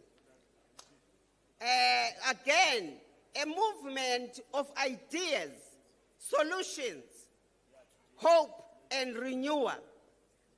With these achievements that you continue to register, we say with confidence, the ANC is leading today and will continue to lead for generations to come. Finally, comrades and friends, allow me to salute the people of South Africa under the stewardship of President Ramaphosa and this colossal revolutionary party, the ANC. Your voice on the international stage has become the voice of Africa. Your membership in the G20 and the BRICS is not only for South Africa, but for the whole continent. On behalf of His Excellency, the President, Dr. Emmerson Mnangagwa, and ZANU-PF, we reaffirm our support to this and our solidarity and our shared commitment to the liberation ethos that binds us. I would like to wish this Congress the greatest of all success. As your theme goes, indeed, the people will govern. The people will share the wealth of their country. Long live ANC, long live! Phansi ngabasizondayo. Ngiyabonga.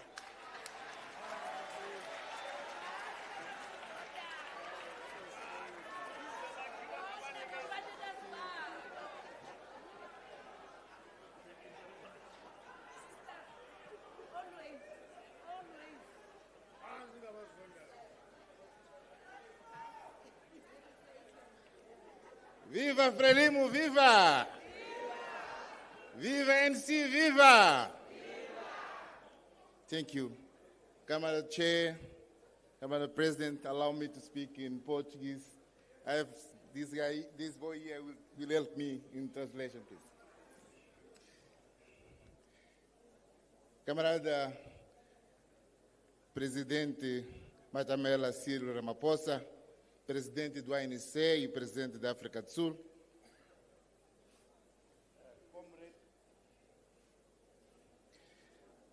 I say Comrade President Matamela Ciro Ramaphosa, President of ANC and President of South Africa, Comrade Paulo Mashatile, Vice President of ANC and Vice President of South Africa, my brother and my Secretary General of ANC, Camarada Fikile Mbalula, all observe the protocols, dear comrades.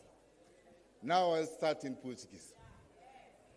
Allow me, permita-me que, em nome do camarada Presidente Daniel Francisco Chapo e em nome da Frelimo, possa me dirigir a esta importante reunião.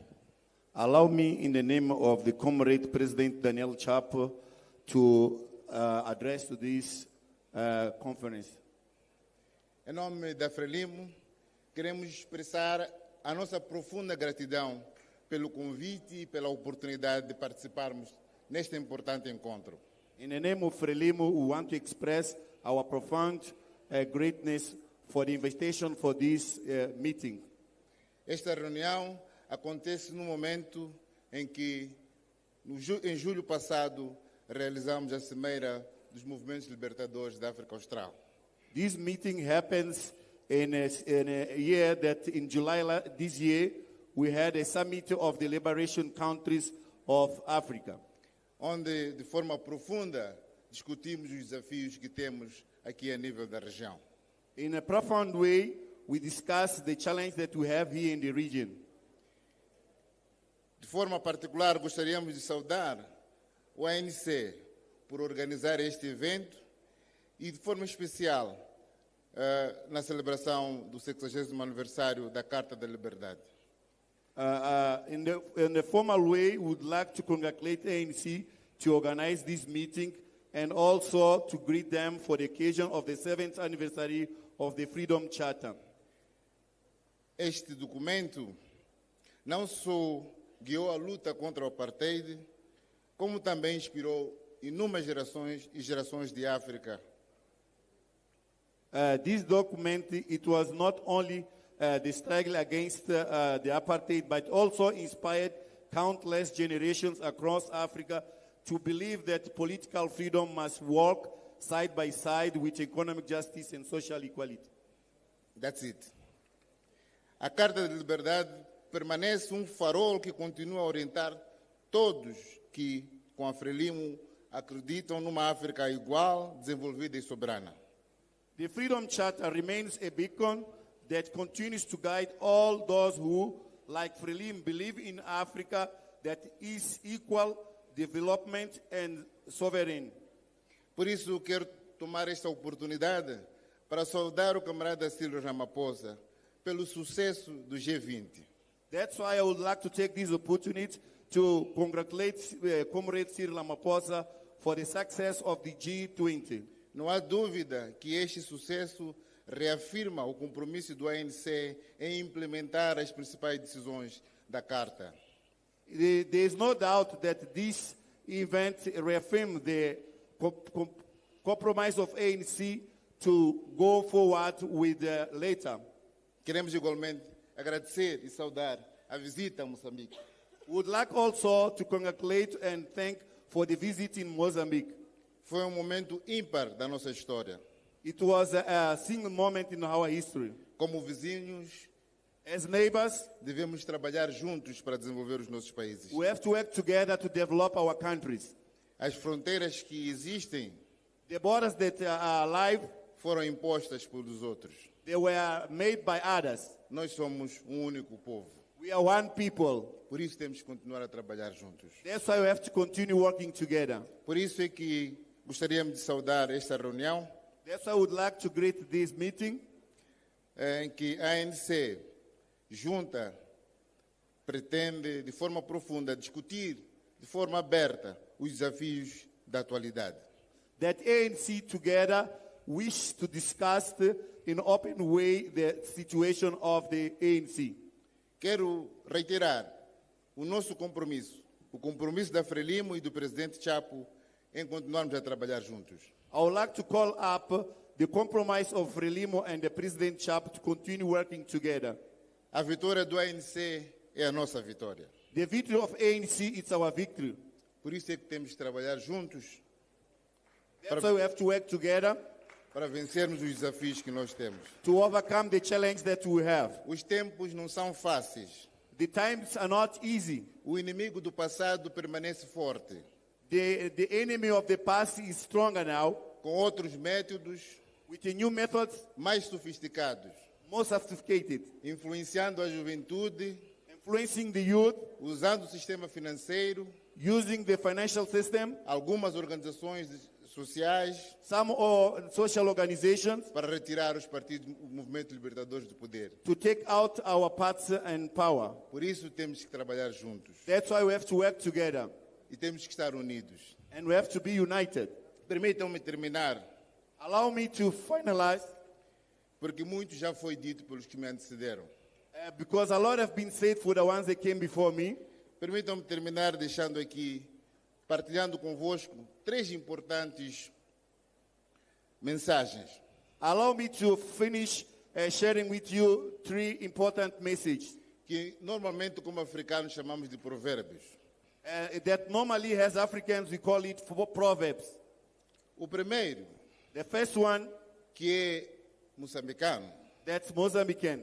diz o seguinte: It says so. só se come açúcar You only eat sugar com quem comeste sal. with the ones you ate salt.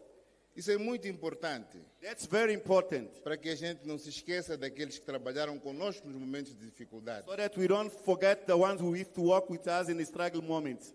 Temos que estar juntos até hoje, We have to be together until today. no momento da bonança, Where is the time of abundance? para juntos partilharmos as nossas conquistas. So that together we can share our conquers. O segundo The second, diz que quando não existe um inimigo no nosso interior, it says that if we don't have enemy inside, os inimigos de fora the outside enemies, jamais conseguirão nos derrotar. they will never defeat us. Isso é importante, That's important. porque reforça a nossa união, Because it reinforces our union, a nossa coesão. our cohesion. Por mais que tenhamos problemas, Whenever we have problems, por mais que tenhamos desafios, even we have challenge, nunca devemos colocar em causa a nossa união. we never put in curse our union. Nunca devemos colocar em causa a nossa We coesão. never put in case our union. O último provérbio, The last one, the last proverb, acredito que se assemelha do que se diz também cá na África do Sul. I think it's almost the same with what they say here in South Africa. Não importa quanto longa seja a noite, It doesn't matter how long is the night, o dia certamente virá. for sure the day is going to come. Pelo que percebi aqui, With what I understand here, tentando traduzir, trying to translate, Jesu afika kusene. o Jesu fica kusene. É importante It's important que todos percebamos, that we all understand, por mais que sejam grandes nossos desafios, whenever it's a huge our challenge, ainda há esperança do dia de amanhã. we still have hope for tomorrow. E é importante And it's important que permanecemos juntos e unidos. that we remain together and united. Queremos mais uma vez dizer muito obrigado por essa oportunidade. We'd like to say once again, thank you very much for this opportunity. Em nome do presidente Chapo e em nome da Frelimo. In the name of President Chapo, in the name of Frelimo. A luta continua! The struggle continuing. A luta! A luta! A luta! Long live President Cyril Ramaphosa! Long live Long President. live President Chapo! Long live. Thank you very much. Obrigado. Thank you very much.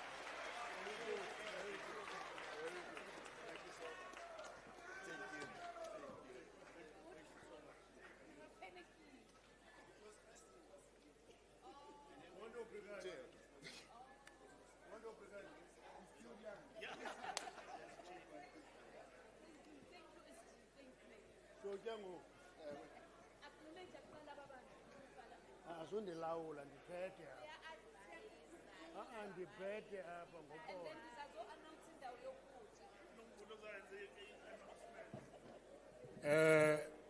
Mamelani ke ngoku. We're all going to break for lunch. But before we do that, let's acknowledge the following people. The Communist Party of Cuba.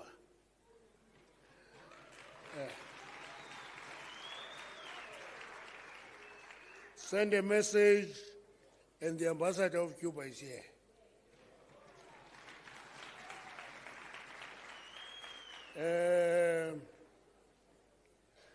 The State of Palestine, send us a message, and the ambassador is here.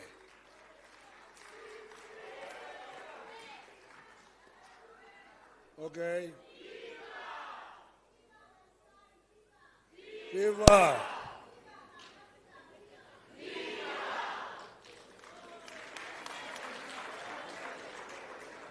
Ipolisario front. Ndiyayazi ke kuthiwa Polisario front anizuyazi. Uninzi lwenu zange niye dirhla. Zange niye dirhla. Is a Western Sahara. Isithumele message and ithumele ambassador.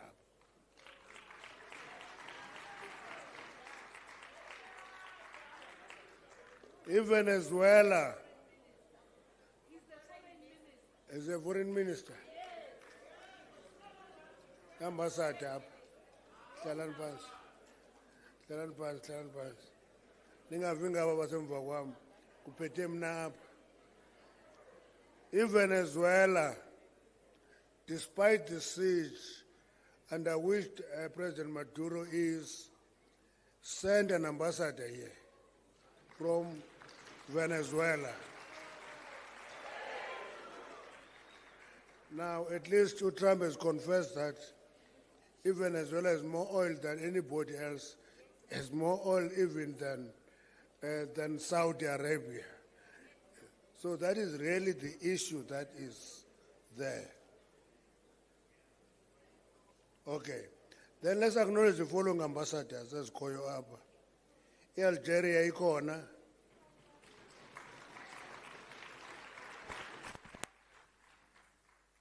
China ikona.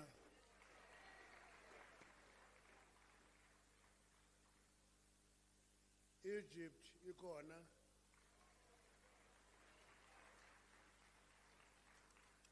France ikona.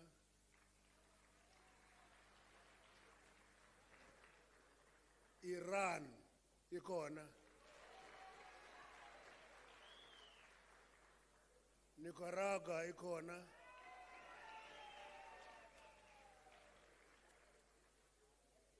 Russia ikona.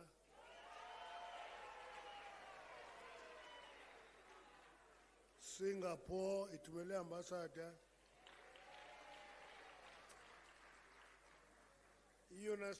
United States of America ithumele umuntu apha. Ayikabina ambassador kodwa ithumele umuntu imelwe apha. United States of America. Vietnam ikona.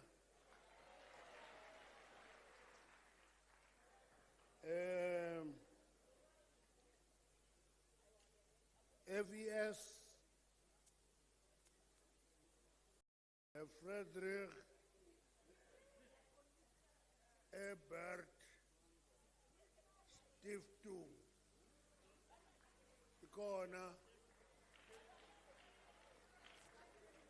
Young Women of Africa. Young Women of Africa. And Wabun. Okay. Center for Africa Strategy in BRICS. Okay. So we're acknowledging everybody. There's one thing that is important, including alliance partners. You are going to participate fully in the commissions. So you have an opportunity to argue your point in the commission. There will be no chairperson like me to protect you there.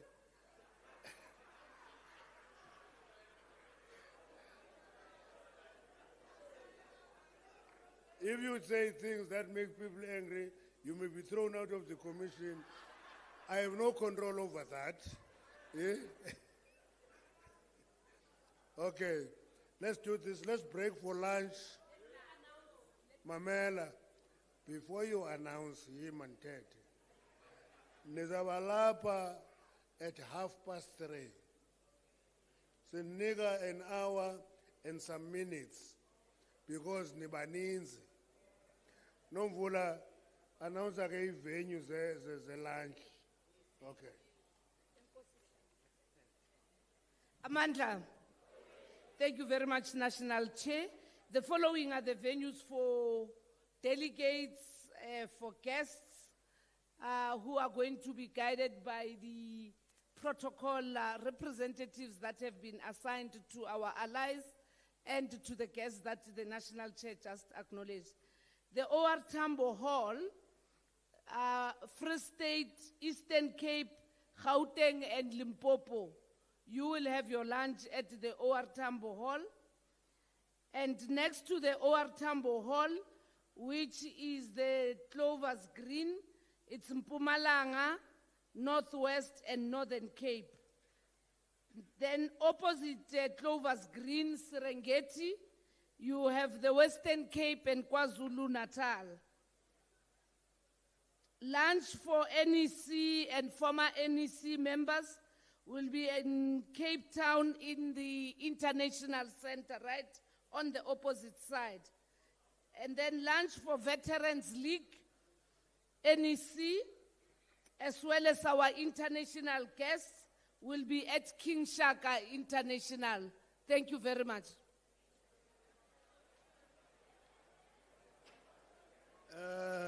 Kan mamelani yabona ke kweza indawo niswa kuzo eziprovinsini nenza lento ukuphuma kuthethwa akathi waphumani kuzacakiswa indaweni yakuzo then kuzawuthiwa formally kwajeniwe nakubuye ngo-3 molo